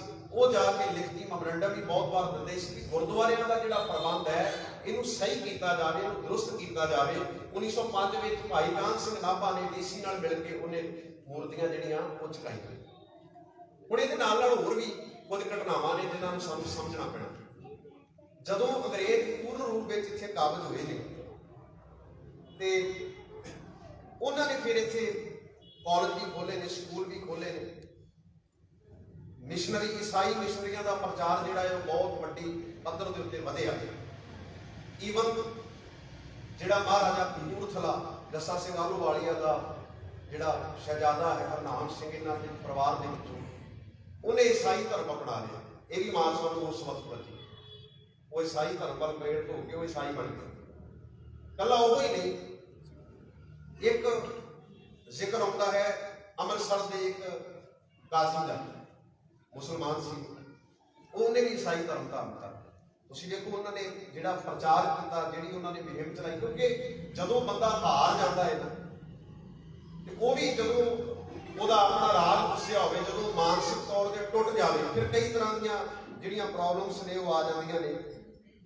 1853 ਦੇ ਵਿੱਚ ਤੁਹਾਨੂੰ ਚੇਤਾ ਹੋਣਾ ਚਾਹੀਦਾ ਕਿ ਮਹਾਰਾਜਾ ਦਲੀਪ ਸਿੰਘ ਜਿਹੜਾ ਸੀ, ਉਹਨੂੰ ਵੀ 8 ਸਾਲ ਦੀ ਉਮਰ ਸੀ ਜਦੋਂ ਅੰਗਰੇਜ਼ਾਂ ਨੇ ਉਹਨੂੰ ਈਸਾਈ ਬਣਾ ਲਿਆ, ਮਹਾਰਾਜਾ ਦਲੀਪ ਸਿੰਘ। ਹੁਣ ਇਹਦੋਂ ਵੱਡੀ ਕਪਟੀ ਹੋਰ ਕੌਣ ਹੋ ਸਕਦੇ ਨੇ? ਅਸੀਂ ਠੀਕ ਹੈ ਅੰਗਰੇਜ਼ਾਂ ਨੇ ਸੋਹਲੇ ਹੋਣੇ, ਕੋਈ ਉਹਨਾਂ ਨੇ ਚੰਗੇ ਕੰਮ ਕੀਤੇ ਹੋਣਗੇ, ਮੈਂ ਨਹੀਂ ਕਹਿੰਦਾ ਨਹੀਂ ਕੀਤੇ, ਪਰ ਉਹਦੇ ਵਿੱਚ ਵੀ ਜੇ ਉਹਨਾਂ ਨੇ ਪੰਜਾਬ ਦੀ ਧਰਤੀ ਨੂੰ ਉਪਜਾਊ ਬਣਾਇਆ, ਇੱਥੇ ਚਲੋ ਪਾਣੀ ਦਾ ਸਿਸਟਮ ਪਹਿਲਾਂ ਨਹੀਂ ਸੀ, ਜੇ ਉਹ ਸਾਰੀਆਂ ਨਹਿਰਾਂ ਵੀ ਬਣਵਾਈਆਂ, ਤੇ ਇਹਦੇ ਪਿੱਛੇ ਵੀ ਉਹਨਾਂ ਦਾ ਕਿਤੇ ਨਾ ਕਿਤੇ ਸਵਾਰਥ ਕੰਮ ਕਰਦਾ ਸੀ। ਉਹਦੇ ਪਿੱਛੇ ਵੀ ਕੋਈ ਨਾ ਕੋਈ ਜਿਹੜੀ ਉਹਨਾਂ ਦੀ ਜਿਹੜੀ ਗਲਤ ਮਨੋਦਸ਼ਾ ਸੀ ਉਹ ਕੰਮ ਕਰਦੀ ਸੀ। ਠੀਕ ਹੈ, ਫਾਇਦਾ ਹਰ ਚੀਜ਼ ਦਾ ਫਾਇਦਾ ਵੀ ਹੈ ਤੇ ਹਰ ਚੀਜ਼ ਦਾ ਨੁਕਸਾਨ ਵੀ ਹੈ। ਸੋ 1853 ਦੇ ਵਿੱਚ ਇਹਨਾਂ ਨੇ ਇੱਕ ਛੋਟੇ 8 ਸਾਲ ਜਿਹੜੀ ਕਿੰਨੀ ਉਹ ਕੌਮ ਨਿਕਲੀ ਹੋਵੇਗੀ, ਜਿਨ੍ਹਾਂ ਨੇ ਇੱਕ 8 ਸਾਲ ਦੇ ਬੱਚੇ ਦਾ ਧਰਮ ਜਿਹੜਾ ਹੈ ਉਹ ਜਬਰੀ ਤਬਦੀਲ ਕਰ ਦਿੱਤਾ, 1853 ਵਿੱਚ ਕੀਤਾ ਸੀ। ਫਿਰ ਜੱਸਾ ਸਿੰਘ ਆਹਲੂਵਾਲੀਆ ਦੇ ਪਰਿਵਾਰ ਵਿੱਚੋਂ ਮੈਂ ਗੱਲ ਕਰ ਰਿਹਾ ਸੀ, ਕਪੂਰਥਲੇ ਦਾ ਸ਼ਹਿਜ਼ਾਦਾ ਜਿਹੜਾ ਸੀ ਹਰਨਾਮ ਸਿੰਘ, ਉਹਨੇ ਚੇਂਜ ਕੀਤਾ। ਇਸ ਤੋਂ ਅੱਗੇ ਅੰਮ੍ਰਿਤਸਰ ਦਾ ਇੱਕ ਮੌਲਵੀ ਸੀ ਜਿਹਦਾ ਨਾਂ ਲਿਖਿਆ ਇਮਾਮੁਦੀਨ, ਇਹਨੇ ਵੀ ਧਰਮ ਤਬਦੀਲ ਕਰ ਲਿਆ। ਇਹ ਆਮ ਤੌਰ ਤੇ ਕਹਿੰਦੇ ਮੁਸਲਮਾਨ ਧਰਮ ਤਬਦੀਲ ਨਹੀਂ ਕਰਦਾ, ਕਾਜ਼ੀ ਇਮਾਮੁਦੀਨ ਨੇ ਜਿਹੜਾ ਉਹ ਆਪਣਾ ਧਰਮ ਤਬਦੀਲ ਕਰ ਲਿਆ, ਉਹ ਈਸਾਈ ਬਣ ਗਿਆ। ਫਿਰ ਅੱਗੇ ਗੱਲ ਆਉਂਦੀ ਹੈ ਕਿ ਪਤਵੰਤਾ ਖੱਤਰੀ ਜਿਹਦਾ ਨਾਮ ਇਤਿਹਾਸ ਵਿੱਚ ਲਿਖਿਆ ਰਲੀਆ ਰਾਮ, ਇਹਨੇ ਵੀ ਆਪਣਾ ਧਰਮ ਤਬਦੀਲ ਕਰ ਲਿਆ। ਹੁਣ ਜਦੋਂ ਇਹਦਾ ਮੁੱਖ ਬੰਦੇ ਜਿਹੜੇ ਨੇ ਉਹ ਧਰਮ ਤਬਦੀਲ ਕਰਨ, ਇਸ ਖਤਰੇ ਨੂੰ ਜੇ ਸਭ ਤੋਂ ਪਹਿਲਾਂ ਕਿਸੇ ਨੇ ਭਾਂਪਿਆ ਤੇ ਉਹ ਮੁਸਲਮਾਨ ਸੀ। ਉਹਨਾਂ ਨੇ ਲਾਹੌਰ ਦੇ ਵਿੱਚ ਇੱਕ ਸੰਸਥਾ ਬਣਾਈ ਜਿਹਦਾ ਨਾਮ ਉਹਨਾਂ ਨੇ ਲਿਖਿਆ ਹੈ ਅੰਜੁਮਨ-ਏ-ਇਸਲਾਮੀਆ। ਸਭ ਤੋਂ ਪਹਿਲਾਂ ਲਾਹੌਰ ਦੇ ਵਿੱਚ 1869 ਦੇ ਵਿੱਚ, ਸਿੰਘ ਸਭਾ ਲੈ 1873 1872 ਦੇ ਕਰੀਬ ਹੈ, ਇਹ 1869 ਦੇ ਵਿੱਚ ਇਹਨਾਂ ਨੇ ਸਭ ਤੋਂ ਪਹਿਲਾਂ ਉਸ ਖਤਰੇ ਨੂੰ ਭਾਂਪਦਿਆਂ ਹੋਇਆਂ ਇੱਕ ਲਹਿਰ ਚਲਾਈ। ਇਹਨਾਂ ਨੂੰ ਆਮ ਤੌਰ ਤੇ ਮੁਸਲਮਾਨ ਦੇ ਵਿੱਚ ਸ਼ਬਦ ਵਰਤਦੇ, ਜਿਵੇਂ ਆਪਾਂ ਸੰਗਤ ਕਹਿੰਦੇ ਹਾਂ ਨਾ, ਉਦਾਂ ਉਹ ਜਮਾਤ ਸ਼ਬਦ ਵਰਤਦੇ ਨੇ, ਜਮਾਤ। ਉਹਨਾਂ ਨੇ ਇਹ ਜਮਾਤ ਬਣਾਈ 1869 ਦੇ ਵਿੱਚ, ਅੰਜੁਮਨ-ਏ-ਇਸਲਾਮੀਆ। ਇਹ ਬਣਾ ਕੇ ਉਹਨਾਂ ਨੇ ਆਪਣਾ ਕਾਰਜ ਜਿਹੜਾ ਹੈ ਸ਼ੁਰੂ ਕੀਤਾ। ਉਦੋਂ ਬਾਅਦ ਜਿਹੜਾ ਸਭ ਤੋਂ ਵੱਡਾ ਸਿੱਖਾਂ ਨੂੰ ਸ਼ੌਕ ਲੱਗਾ, ਉਹ ਇਹ ਲੱਗਾ ਕਿ 1873 ਦੇ ਵਿੱਚ ਜਿਹੜਾ ਅੰਮ੍ਰਿਤਸਰ ਦਾ ਮਿਸ਼ਨ ਸਕੂਲ ਸੀ, ਇਹਦੇ ਵਿਦਿਆਰਥੀਆਂ ਨੇ 4 ਵਿਦਿਆਰਥੀਆਂ ਦਾ ਜ਼ਿਕਰ ਆਉਂਦਾ ਹੈ ਜਿਨ੍ਹਾਂ ਨੇ ਆਪਣੇ ਆਪ ਦੇ ਵਿੱਚ ਇਹ ਐਲਾਨ ਕਰ ਦਿੱਤਾ ਵੀ ਅਸੀਂ ਈਸਾਈ ਬਣ ਗਏ। ਸੋ ਇਹ ਸਾਰੇ ਹਾਲਾਤ ਨੇ ਉਸ ਵਕਤ ਦੇ, ਤੇ ਗੁਰਦੁਆਰਿਆਂ ਦੇ ਉੱਤੇ ਜਿਨ੍ਹਾਂ ਦੀ ਜ਼ਿੰਮੇਵਾਰੀ ਬਣਦੀ ਸੀ ਉਹਨਾਂ ਦੇ ਉੱਤੇ ਮਹੰਤ ਕਾਬਜ ਨੇ, ਜਿਨ੍ਹਾਂ ਦਾ ਕਿਰਦਾਰ ਜਿਹੜਾ ਸੀ ਉਹ ਬਹੁਤ ਨੀਵੇਂ ਪੱਧਰ ਉੱਤੇ ਜਾ ਚੁੱਕਿਆ ਸੀ। ਖੈਰ ਮੇਰਾ ਸਮਾਂ ਥੋੜਾ ਜਿਹਾ ਸੀ, ਉੱਥੇ ਗੱਲ ਕਰਨ ਬਹੁਤ ਲੰਮੇਰੀ ਹੋ ਸਕਦੀ ਹੈ। ਮੈਂ 1914 ਤੋਂ 1919 ਤੱਕ ਜਦੋਂ ਸੰਸਾਰ ਦੀ ਜੰਗ ਚੱਲੀ ਹੈ, ਵਿਸ਼ਵ ਜਿਹੜੀਆਂ ਸਾਮਰਾਜੀ ਤਾਕਤਾਂ ਦੇ ਵਿੱਚ ਸੀ, ਉਸ ਵਕਤ ਸਿੱਖ ਦੁਖੀ ਤੇ ਪਹਿਲੇ ਹੀ ਸਨ, ਪਰ ਇਸ ਵਕਤ ਪੰਜਾਬ ਦੇ ਵਿੱਚ ਜਬਰੀ ਭਰਤੀਆਂ ਕੀਤੀਆਂ ਗਈਆਂ ਗੋਰਿਆਂ ਦੀ ਫੌਜ ਦੇ ਵਿੱਚ, ਜਬਰੀ ਭਰਤੀ, ਕਿਉਂਕਿ ਵਿਸ਼ਵ ਜੰਗ ਜਾਣ ਬੁੱਝ ਕੇ ਭਾਰਤ ਨੂੰ ਉਧਰ ਧਕੇਲਿਆ ਗਿਆ, ਕਿਉਂਕਿ ਈਸਟ ਇੰਡੀਆ ਕੰਪਨੀ ਜਿਹੜੀ ਸੀ ਉਹ ਇੱਥੇ ਰਾਜ ਕਰਦੀ ਸੀ। ਜਬਰੀ ਭਰਤੀਆਂ ਕੀਤੀਆਂ ਗਈਆਂ, ਘਰੋਂ ਚੁੱਕ ਕੇ ਮਾਵਾਂ ਦੇ ਪੁੱਤ ਲੋਕ ਲੁਕਦੇ ਫਿਰਦੇ ਸੀ ਕਿ ਸਾਨੂੰ ਕਿਤੇ ਇਹਨਾਂ ਦੀ ਫੌਜ ਵਿੱਚ ਭਰਤੀ ਨਾ ਹੋਣਾ ਪਵੇ। ਇਹਨਾਂ ਭਰਤੀਆਂ ਦੇ ਵਿੱਚ ਜਦੋਂ ਆਪਾਂ ਮਹੰਤਾਂ ਦੀ ਗੱਲ ਕਰਦੇ ਨਾ, ਮਹੰਤਾਂ ਦੀ ਸਪੋਰਟ ਤੇ ਅੰਗਰੇਜ਼ ਕਿਉਂ ਸੀ? ਉਹ ਇਸ ਕਰਕੇ ਸੀ ਵੀ ਇਹਨਾਂ ਮਹੰਤਾਂ ਨੇ ਪਿੰਡੋ ਪਿੰਡੀ ਜਾ ਕੇ ਸਿੱਖਾਂ ਨੂੰ ਪ੍ਰੇਰਿਤ ਕੀਤਾ ਗੋਰਿਆਂ ਦੀ ਫੌਜ ਵਿੱਚ ਭਰਤੀ ਹੋਣ। ਇਹਨਾਂ ਮਹੰਤਾਂ ਨੇ ਬਹੁਤ ਵੱਡਾ ਰੋਲ ਅਦਾ ਕੀਤਾ ਹੈ ਉਸ ਵਕਤ। ਫਿਰ ਪਲੱਸ ਮਾਈਨਸ ਪੁਆਇੰਟ ਦੀ ਗੱਲ ਹੁੰਦੀ ਹੈ। ਉਸ ਵਕਤ ਜਦੋਂ ਅੰਗਰੇਜ਼ਾਂ ਦੀ ਫੌਜ ਦੇ ਵਿੱਚ ਸਿੱਖ ਭਰਤੀ ਹੋਇਆ, ਇਹ ਦੂਰ ਤੱਕ ਲੜਾਈਆਂ ਲੜ ਲਈ ਗਏ, ਉੱਥੋਂ ਤੱਕ ਇਹਨਾਂ ਨੇ ਪਹੁੰਚ ਬਣੀ। ਰੂਸ ਦਾ ਜਿਹੜਾ ਆਜ਼ਾਦ ਸੀ ਉਹਦਾ ਤਖਤਾ ਪਲਟਿਆ ਉੱਥੋਂ ਦੇ ਲੋਕਾਂ ਨੇ। ਬਰਤਾਨੀਆ ਉਸ ਸੰਸਾਰ ਦੀ ਜੰਗ ਦੇ ਵਿੱਚ ਜੇਤੂ ਬਣਿਆ। ਰੂਸ ਦਾ ਪਲਟਾ, ਜ਼ਾਰ ਦਾ ਪਲਟਾ ਰੂਸ ਦੇ ਲੋਕਾਂ ਨੇ ਜਿਹੜਾ ਹੈ ਉਹ ਕਰ ਦਿੱਤਾ। ਤੇ ਜਿਹੜੇ ਸਾਡੇ ਵਾਲੇ ਸੀ, ਇਹਨਾਂ ਨੇ ਵੇਖਿਆ ਵੀ ਕਿਵੇਂ ਇੱਕ ਮੁਲਕ ਦੇ ਵਿੱਚ ਮੁਲਕ ਦੇ ਲੋਕਾਂ ਨੇ ਜਿਹੜਾ ਹੈ ਉਹ ਜ਼ਾਰ ਦਾ ਤਖਤਾ ਪਲਟ ਦਿੱਤਾ ਹੈ। ਫਿਰ ਅਸੀਂ ਇਹ ਗੋਰਾ ਵੀ ਤੇ ਵਿਦੇਸ਼ੀ, ਇਹਦਾ ਅਸੀਂ ਕਿਉਂ ਨਹੀਂ ਪਲਟ ਸਕਦੇ? ਇੱਥੋਂ ਉਹ ਜਿਹੜਾ ਆਜ਼ਾਦੀ ਦੀ ਲਹਿਰ ਦੀ ਜਦੋਂ ਆਪਾਂ ਗੱਲ ਕਰਦੇ ਆ, ਇੱਥੋਂ ਉਹ ਜਜ਼ਬਾ ਮਿਲਿਆ ਜਿੱਥੋਂ ਉਹਨਾਂ ਨੇ ਫਿਰ ਇਹ ਤਹਈਆ ਕੀਤਾ ਕਿ ਅਸੀਂ ਮੁਲਕ ਨੂੰ ਵੀ ਆਜ਼ਾਦ ਕਰਾਉਣਾ ਹੈ, ਤੇ ਦੂਜੇ ਪਾਸੇ ਮੰਤ ਜਿਹੜੀਆਂ ਕੁਰੀਤੀਆਂ ਕਰ ਰਹੇ ਸਨ ਗੁਰਦੁਆਰਿਆਂ ਵਿੱਚ, ਉਹਦੇ ਲਈ ਇਹਨਾਂ ਲਿਖਤੀ ਬਹੁਤ ਕੁਝ ਦਿੱਤਾ। ਤੇ ਫਿਰ ਉਹ ਆਜ਼ਾਦ ਉਹ ਲੜਾਈ ਸ਼ੁਰੂ ਹੋਈ ਜਿਹੜੀ ਗੁਰਦੁਆਰਿਆਂ ਦੇ ਵਿੱਚੋਂ ਮਹੰਤਾਂ ਨੂੰ ਕੱਢਣ ਦੀ ਸੀ। ਸੋ ਇਹ ਇੱਕ ਪਿੱਠ ਭੂਮੀ ਹੈ ਜਿਹਨੂੰ ਆਪਾਂ ਵਿਚਾਰਿਆ, ਭਾਵੇਂ ਕਿ ਹੋਰ ਮੈਂ ਫਿਰ ਬੇਨਤੀ ਕਰਦੇ ਹਾਂ ਵੀ ਬਹੁਤ ਕੁਝ ਹੈ ਇਹਦੇ ਵਿੱਚ। ਤੁਸੀਂ ਜੇ ਪ੍ਰਬੰਧ ਦੀ ਮੈਂ ਗੱਲ ਕਰ ਲਵਾਂ, ਜਿਹੜੇ ਜਨਰਲ ਡਾਇਰ ਨੇ, ਅੱਛਾ ਇਹਦੇ ਵਿੱਚ 1919 ਦੇ ਵਿੱਚ ਉਹ ਵੀ ਘਟਨਾ ਵਾਪਰੀ ਜਦੋਂ ਜਲਿਆਂਵਾਲੇ ਬਾਗ ਦਾ ਕਾਂਡ ਹੋਇਆ। ਉਹਨੇ ਵੀ ਇੱਕ ਤਰੀਕੇ ਨਾਲ ਸਾਰਿਆਂ ਦੀ ਮਾਨਸਿਕਤਾ ਨੂੰ ਹਲੂਣ ਕੇ ਰੱਖ ਦਿੱਤਾ।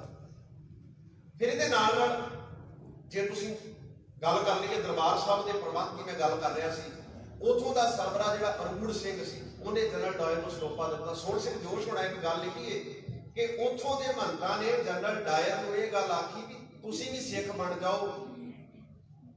ਉਹਨੇ ਕਿਹਾ ਮੈਂ ਤੇ ਸਿਗਰਟ ਪੀਣਾ, ਮੈਂ ਤੇ ਸਿਗਰਟਾਂ ਪੀਣੀਆਂ ਨਹੀਂ ਛੱਡ ਸਕਦਾ। ਤੁਸੀਂ ਮਹੰਤਾਂ ਦਾ ਕਿਰਦਾਰ ਵੇਖੋ, ਉੱਥੋਂ ਦੇ ਪ੍ਰਬੰਧਕਾਂ ਦਾ ਕਿਰਦਾਰ ਵੇਖੋ। ਕਹਿੰਦਾ ਮੈਂ ਸਿਗਰਟਾਂ ਪੀਣੀਆਂ ਨਹੀਂ ਛੱਡ ਸਕਦਾ। ਕਹਿੰਦਾ ਏਦਾਂ ਕਰਾਂਗੇ ਕਿ ਤੈਨੂੰ ਹੌਲੀ ਹੌਲੀ ਕਰਕੇ ਛੱਡ ਦਿਓ, ਸਿਗਰਟਾਂ ਪੀਣੀਆਂ ਹੌਲੀ ਹੌਲੀ ਕਰਕੇ ਛੱਡ ਦਿਓ। ਤੇ ਉਹਨੂੰ ਇਹ ਵੀ ਕਿਹਾ ਗਿਆ ਵੀ ਉਹ ਕਹਿੰਦਾ ਮੈਂ ਮੈਨੂੰ ਵਾਲ ਰੱਖਣੇ ਪੈਣੇ। ਕਹਿੰਦਾ ਚੱਲ ਤੈਨੂੰ ਛੋੜ ਦੇ ਦਿਆਂਗੇ, ਤੂੰ ਥੋੜੇ ਰੱਖ ਲਈ।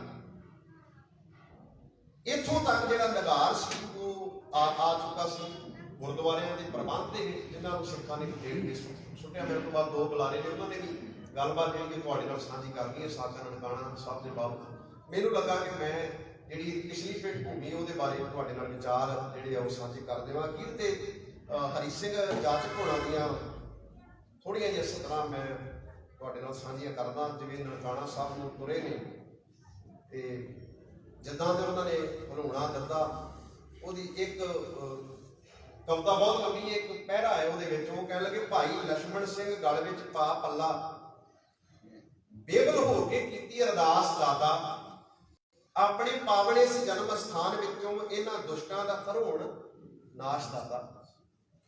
ਤੇਰੇ ਦਰ ਦੇ ਕੂਕਰ ਸਭ ਹੋ ਇਕੱਠੇ, ਪਹੁੰਚ ਰਹੇ ਹੁਣ ਤੇਰੇ ਪਾਸ ਦਾਤਾ, ਮੁਕਤ ਕਰੋ ਇਹਨੂੰ ਪਾਪੀ ਪੰਜਿਆਂ ਤੋਂ, ਲੇਖੇ ਲਾ ਕੇ ਸਾਡੇ ਸਵਾਸ ਦਾਤਾ। ਤੇ ਇਹ ਉਹੀ ਗੁਰਦੁਆਰਾ ਲਹਿਰ ਹੈ ਜਿਹਦੇ ਪ੍ਰਚੰਡ ਰੂਪ ਨੂੰ ਵੇਖ ਕੇ ਅੱਜ ਜਿਹਦੀ ਲੋੜ ਤੇ ਫੋਟੋ ਛਪਦੀ ਹੈ ਮਹਾਤਮਾ ਗਾਂਧੀ ਵਰਗੇ, ਉਹਨਾਂ ਸਿੱਖਾਂ ਨੂੰ ਆਖਿਆ ਕਿ ਹਿੰਦੁਸਤਾਨ ਵੀ ਇੱਕ ਗੁਰਦੁਆਰਾ ਹੈ। ਜਿੱਦਾਂ ਤੁਸੀਂ ਇਹ ਗੁਰਦੁਆਰੇ ਆਜ਼ਾਦ ਕਰਾਏ ਨੇ, ਉਦਾਂ ਹਿੰਦੁਸਤਾਨ ਨੂੰ ਵੀ ਆਪਾਂ ਆਜ਼ਾਦ ਕਰਾਉਣਾ ਹੈ। ਠੀਕ ਹੈ, ਇਹਨਾਂ ਚੀਜ਼ਾਂ ਦਾ ਮੁਲਾਂਕਣ ਕਰਨ ਦੀ ਲੋੜ ਹੈ ਕਿ ਇਸ ਹਿੰਦੁਸਤਾਨ ਨੇ ਸਾਨੂੰ ਕੀ ਦਿੱਤਾ ਹੈ, ਕਿੱਦਾਂ ਸਾਡੇ ਮੱਥੇ ਉੱਤੇ ਜਿਹੜੇ ਨੇ ਉਹ ਹਮੇਸ਼ਾ ਸਾਨੂੰ ਸਾਬਤ ਕਰਨਾ ਪੈਂਦਾ ਹੈ ਕਿ ਨਹੀਂ ਅਸੀਂ ਦੇਸ਼ ਭਗਤ ਹਾਂ। ਭਾਵੇਂ ਇਹਨਾਂ ਬੁੱਧ ਜਿਹੜਾ ਹੈ ਇਸ ਮੁਲਕ ਤੋਂ ਸਾਡੇ ਬਜ਼ੁਰਗਾਂ ਨੇ ਬਾਹਰ ਦਿੱਤਾ। ਜਦੋਂ ਮੈਂ ਪੜ੍ਹਦਾ ਮੈਂ ਬੜੀ ਹੈਰਾਨਗੀ ਹੁੰਦੀ ਹੈ ਵੀ ਭਾਵੇਂ ਸ਼ਾਂਤਮਈ ਅੰਦੋਲਨਾਂ ਦੀ ਗੱਲ ਚੱਲਦੀ ਹੈ, ਅੱਜ ਸਿੱਖ ਬੈਠਾ ਹੈ, ਤੁਸੀਂ ਗੁਰੂ ਕੇ ਬਾਗ ਮੋਰਚੇ ਦਾ ਇਤਿਹਾਸ ਪੜ੍ਹ ਕੇ ਵੇਖੋ, ਬੀਟੀ ਦੀਆਂ ਡਾਂਗਾਂ ਪੈਂਦੀਆਂ ਨੇ, ਮੂੰਹ ਵਿੱਚੋਂ ਵਾਹਿਗੁਰੂ ਵਾਹਿਗੁਰੂ ਨਿਕਲਦਾ। ਇਹ ਕੋਈ ਛੋਟੀ ਗੱਲ ਨਹੀਂ। ਤੇ ਜੇ ਗਾਂਧੀ ਵਰਗਿਆਂ ਨੇ ਲਹਿਰ ਚਲਾਉਣੀ, ਉਹ ਪੰਜਾਬ ਵਾਲਿਆਂ ਨੂੰ ਕਹਿੰਦੇ ਨੇ ਚਾਰ ਬੰਦੇ ਇੱਥੋਂ ਭੱਲੋ, ਸਾਡੇ ਵਾਲਿਆਂ ਦਾ ਕੋਈ ਪਤਾ ਨਹੀਂ, ਇਹਨਾਂ ਤੋਂ ਭੱਜ ਜਾਣਾ। ਸੋ ਸਤਿਗੁਰ ਕਿਰਪਾ ਕਰੇ, ਆਪਣੇ ਇਤਿਹਾਸ ਦੇ ਫਖਰ ਕਰੀਏ, ਮਾਣ ਕਰੀਏ। ਵੇਖੋ ਲੋਕਾਂ ਨੇ ਆਪਣੇ ਕੱਚ ਨੂੰ ਵੀ ਕਿੱਡਾ ਸ਼ਿੰਗਾਰ ਕੇ ਵੇਚ ਦਿੱਤਾ। ਸਾਡੇ ਕੋਲ ਏਡਾ ਕੀਮਤੀ ਇਤਿਹਾਸ ਹੈ, ਏਡੀ ਸਾਡੀ ਮਹਾਨ ਵਿਰਾਸਤ ਹੈ, ਪਰ ਅਫਸੋਸ ਤੇ ਦੁੱਖ ਇਸ ਗੱਲ ਦਾ ਹੈ ਕਿ ਅਸੀਂ ਉਹਨੂੰ ਸਾਂਭ ਨਹੀਂ ਸਕੇ। ਗੁਰਦੁਆਰੇ ਮੇਰੀ ਤੇ ਪੀਰੀ ਦਾ ਕੇਂਦਰ ਸਤਿਗੁਰੂ ਗੁਰੂ ਹਰਗੋਬਿੰਦ ਸਾਹਿਬ ਮਹਾਰਾਜ ਨੇ ਬਣਾਏ ਨੇ। ਜਦੋਂ ਕਿ 1858 ਦੇ ਵਿੱਚ ਬਕਾਇਦਾ ਵਿਕਟੋਰੀਆ ਨੇ ਇਹ ਗੱਲ ਕਹਿ ਦਿੱਤੀ ਸੀ ਕਿ ਸਾਨੂੰ ਹਿੰਦੁਸਤਾਨ ਦੇ ਮਜ਼ਹਬੀ ਕੰਮਾਂ ਦੇ ਵਿੱਚ ਕੋਈ ਦਖਲ ਦੇਣ ਦੀ ਲੋੜ ਨਹੀਂ ਹੈ, ਪਰ ਉਹਨਾਂ ਨੇ ਕਿਸੇ ਮੰਦਰ ਉੱਤੇ ਕਬਜ਼ਾ ਨਹੀਂ ਕੀਤਾ, ਉਹਨਾਂ ਨੇ ਕਿਸੇ ਜਿਹੜਾ ਹੈ ਮਸਜਿਦ ਉੱਤੇ ਕਬਜ਼ਾ ਨਹੀਂ ਕੀਤਾ, ਪਰ ਉਹਨਾਂ ਨੂੰ ਪਤਾ ਸੀ ਕਿ ਅਸੀਂ ਇਹ ਪ੍ਰਬੰਧ ਜਿਹੜਾ ਇੱਥੋਂ ਛੱਡ ਨਹੀਂ ਸਕਦੇ। ਉਹਨਾਂ ਨੇ ਨਹੀਂ ਛੱਡਿਆ ਪ੍ਰਬੰਧ, ਜਿਹਦਾ ਕਰਕੇ ਸਿੱਖਾਂ ਨੂੰ ਘਾਲਣੀਆਂ ਪਈਆਂ। ਸੋ ਉਹਨਾਂ ਮਰਜੀਵੜਿਆਂ ਨੂੰ ਅਸੀਂ ਯਾਦ ਕਰੀਏ, ਉਹਨਾਂ ਦੀ ਸ਼ਹਾਦਤ ਨੂੰ ਕੋਟਾਂ ਕੋਟ ਪ੍ਰਣਾਮ। ਸਾਰਿਆਂ ਦਾ ਧੰਨਵਾਦ। ਫਤਿਹ ਪ੍ਰਵਾਨ ਨੂੰ ਗੱਜ ਕੇ ਆਖੋ ਜੀ ਵਾਹਿਗੁਰੂ ਜੀ ਕਾ ਖਾਲਸਾ ਵਾਹਿਗੁਰੂ ਜੀ ਕੀ ਫਤਿਹ। ਬੋਲੇ ਸੋ ਨਿਹਾਲ। ਇਹ ਸੰਜੀ ਸਾਡੇ ਬਹੁਤ ਹੀ ਸਤਿਕਾਰਯੋਗ ਸਾਡੇ ਛੋਟੀ ਉਮਰ ਦੇ ਵੀਰ ਗੁਰਸ਼ਰਨ ਸਿੰਘ ਜੀ, ਲੇਕਿਨ ਬਹੁਤ ਵਧੀਆ ਇਤਿਹਾਸ ਦੇ ਜਾਣੂ ਔਰ ਦੂਰ ਦੂਰ ਤੱਕ ਇਹਨਾਂ ਦੀ ਜਿਹੜੀ ਹੈ ਗੱਲਾਂ ਹੁੰਦੀਆਂ। ਦੂਰ ਦੂਰ ਤੇ ਲੈਕਚਰ ਹੈਗੇ ਵੀਰ ਗੁਰਸ਼ਰਨ ਸਿੰਘ ਜੀ ਦੇ, ਤੁਸੀਂ ਉੱਥੇ ਇਹਨਾਂ ਨੂੰ ਸੁਣ ਸਕਦੇ ਹੋ। ਬਹੁਤ ਹੀ ਥੋੜੇ ਸਮੇਂ ਵਿੱਚ ਬਹੁਤ ਵਧੀਆ ਭੂਮਿਕਾ ਜੋ ਹੈ ਇਹਨਾਂ ਨੇ ਕਰਨੀ ਹੈ। ਹੁਣ ਸਾਡੇ ਵਿੱਚ ਬਹੁਤ ਖੁਸ਼ੀ ਦੀ ਗੱਲ ਹੈ ਕਿ ਵੀਰ ਜਸਪਾਲ ਸਿੰਘ ਜੀ ਜੋ ਸਾਡੇ ਵਿੱਚ ਆਏ ਹਨ ਔਰ ਕੁਝ ਦਿਨਾਂ ਤੋਂ ਸਾਡੇ ਕੋਲ ਇੱਥੇ ਪਹੁੰਚੇ ਹੋਏ ਹਨ, ਇਹਨਾਂ ਨੂੰ ਜੀ ਆਇਆਂ ਨੂੰ ਕਹਿੰਦੇ ਆ ਜੀ। ਤੇ ਵੀਰ ਜੀ ਨੂੰ ਬੇਨਤੀ ਹੈ ਕਿ 15 ਮਿੰਟ ਵਾਸਤੇ ਜੋ ਹੈ ਉਹ ਸਾਡੇ ਨਾਲ ਅੱਗੋਂ ਵਿਚਾਰ ਜਿਹੜੀ ਸਾਂਝ ਕਰਨਗੇ। ਉਸ ਤੋਂ ਉਪਰੰਤ ਸਾਡੇ ਕੋਲ ਸਤਿਕਾਰ ਜੋ ਪ੍ਰਿੰਸੀਪਲ ਗਿਆਨੀ ਗੁਰਬਚਨ ਸਿੰਘ ਜੀ ਉਹ ਵੀ ਆਏ ਹੋਏ ਹਨ, ਉਹਨਾਂ ਨੇ ਵੀ ਸਾਡੇ ਨਾਲ ਸਾਂਝ ਪਾਉਣੀ ਹੈ। ਤੋਂ ਪਹਿਲਾਂ ਵੀਰ ਜਸਪਾਲ ਸਿੰਘ ਜੀ ਨਾਲ ਵਿਚਾਰਾਂ ਦੀ ਸਾਂਝ ਸਰਵਣ ਕਰੋ ਜੀ। ਵਾਹਿਗੁਰੂ ਜੀ ਕਾ ਖਾਲਸਾ, ਵਾਹਿਗੁਰੂ ਜੀ ਕੀ ਫਤਿਹ।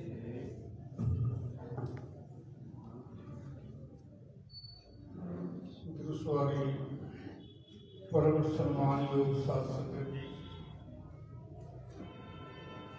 ਅੱਜ ਤੋਂ 100 ਸਾਲ ਪਹਿਲਾਂ ਸ਼ਹੀਦ ਹੋਏ ਸ਼ਹੀਦਾਂ ਨੂੰ ਸ਼ਰਧਾ ਤੇ ਫੁੱਲ ਭੇਟ ਕਰਨ ਲਈ ਅੱਜ ਇਹ ਸਮਾਗਮ ਰੱਖਿਆ ਗਿਆ ਹੈ। ਤੇ ਮੇਰੇ ਤੋਂ ਪਹਿਲਾਂ ਅਜੀਤ ਗੁਰਸ਼ਰਨ ਸਿੰਘ ਬਹੁਤ ਵਧੀਆ, ਬੜੀ ਡੂੰਘਾਈ ਵਿੱਚ ਤੇ ਬੜੀ ਡੀਪਲੀ ਵਿਚਾਰ ਦੇ ਰਹੇ ਸੀ ਕਿ ਇਹ ਸਾਰੇ ਦਾ ਕਾਰਨ ਕੀ ਸੀ। ਮੈਂ ਆਪਣੇ ਸਮੇਂ ਕੁਝ ਵਿਚਾਰਾਂ ਤੁਹਾਡੇ ਨਾਲ ਸਾਂਝੀਆਂ ਕਰਾਂਗਾ।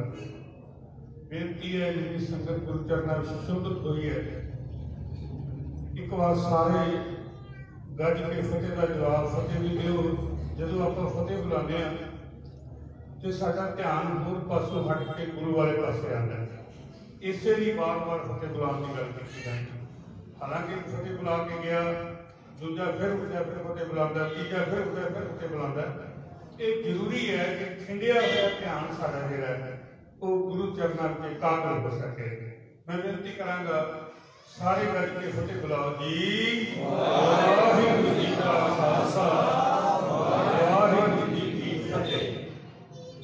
1469 ਈਸਵੀ ਦੇ ਰਾਏ ਭੋਇੰ ਦੀ ਤਲਵੰਡੀ ਸ੍ਰੀ ਗੁਰੂ ਨਾਨਕ ਪਾਤਸ਼ਾਹ ਜੀ ਦਾ ਆਗਮਨ ਹੋਇਆ ਤੇ ਰਾਏ ਬਲਾਰ ਨੇ ਇਹਦਾ ਨਾਮ ਨਾਨਕ ਆਣਾ ਨਨਕਾਣਾ ਸਾਹਿਬ ਰੱਖਿਆ। ਨਾਨਕ ਆਣਾ ਜਿਹਦੇ ਤੋਂ ਸ਼ਬਦ ਬਣਿਆ ਨਨਕਾਣਾ ਸਾਹਿਬ। ਉਸ ਨੇ ਪੂਰੀ ਤਰ੍ਹਾਂ ਆਪਣਾ ਰਾਜ, ਆਪਣਾ ਪਰਿਵਾਰ, ਆਪਣਾ ਸਭ ਕੁਝ ਗੁਰੂ ਨਾਨਕ ਜੀ ਨੂੰ ਸਮਰਪਿਤ ਕੀਤਾ। ਤੁਹਾਡੇ ਵਿੱਚ ਜਿਹੜੇ ਅਖਬਾਰਾਂ ਪੜ੍ਹਦੇ ਹੋ, ਟੀਵੀ ਸੁਣਦੇ ਹੋ, ਉਹਨਾਂ ਨੂੰ ਪਤਾ ਹੋਏਗਾ 1996 ਦੇ ਵਿੱਚ ਇੱਕ ਕੇਸ ਚੱਲਿਆ ਜਿਹੜਾ 20 ਸਾਲ ਕੇਸ ਚੱਲਦਾ ਰਿਹਾ। ਭੱਟੀ ਜਿਹੜੇ ਨੇ ਨਾ ਰਾਏ ਬਲਾਰ ਦੇ ਪਰਿਵਾਰ ਦੇ ਜੀ, ਉਹਨਾਂ ਨੇ ਕੇਸ ਕੀਤਾ ਸੀ ਅਦਾਲਤ ਵਿੱਚ ਪਾਕਿਸਤਾਨ ਕਿ ਸਾਡਾ ਬਜ਼ੁਰਗ ਰਾਏ ਬਲਾਰ, ਉਹਦਾ ਗੁਰੂ ਨਾਨਕ ਦੇਵ ਜੀ ਨੇ ਬ੍ਰੇਨ ਵਾਸ਼ ਕਰ ਦਿੱਤਾ ਤੇ ਸਾਰੀ ਜਾਇਦਾਦ ਉਹਨਾਂ ਨੇ ਗੁਰੂ ਨਾਨਕ ਦੇਵ ਜੀ ਦੇ ਨਾਮ ਤੇ ਦਵਾ ਦਿੱਤੀ। ਹਾਲਾਂਕਿ ਵਾਂਦੇ ਉਹ ਸੀ, ਖਾਂਦੇ ਉਹ ਸੀ, ਪਰ ਨਾ ਗੁਰੂ ਨਾਨਕ ਦੇਵ ਜੀ ਦੇ, ਉਹ ਜਗ੍ਹਾ ਸਾਡੇ ਨਾਮ ਤੇ ਲਾਈ ਜਾਏ। 20 ਸਾਲ ਕੇਸ ਚੱਲਿਆ, ਗਵਾਹੀਆਂ ਹੋਈਆਂ, ਬਹੁਤ ਕੁਛ ਹੋਇਆ। ਉੱਥੇ ਦਾ ਜਿਹੜਾ ਜੱਜ ਸੀ, ਉਹ ਸ਼ਾਇਦ ਉਹਦਾ ਨਾਮ ਤੇ ਮੈਨੂੰ ਪੱਕਾ ਪਤਾ, ਚੌਧਰੀ ਸਾਹਿਬ ਸ਼ਾਇਦ ਉਹਦਾ ਨਾਮ ਦਾ ਫਸਲ ਲੱਗਾ।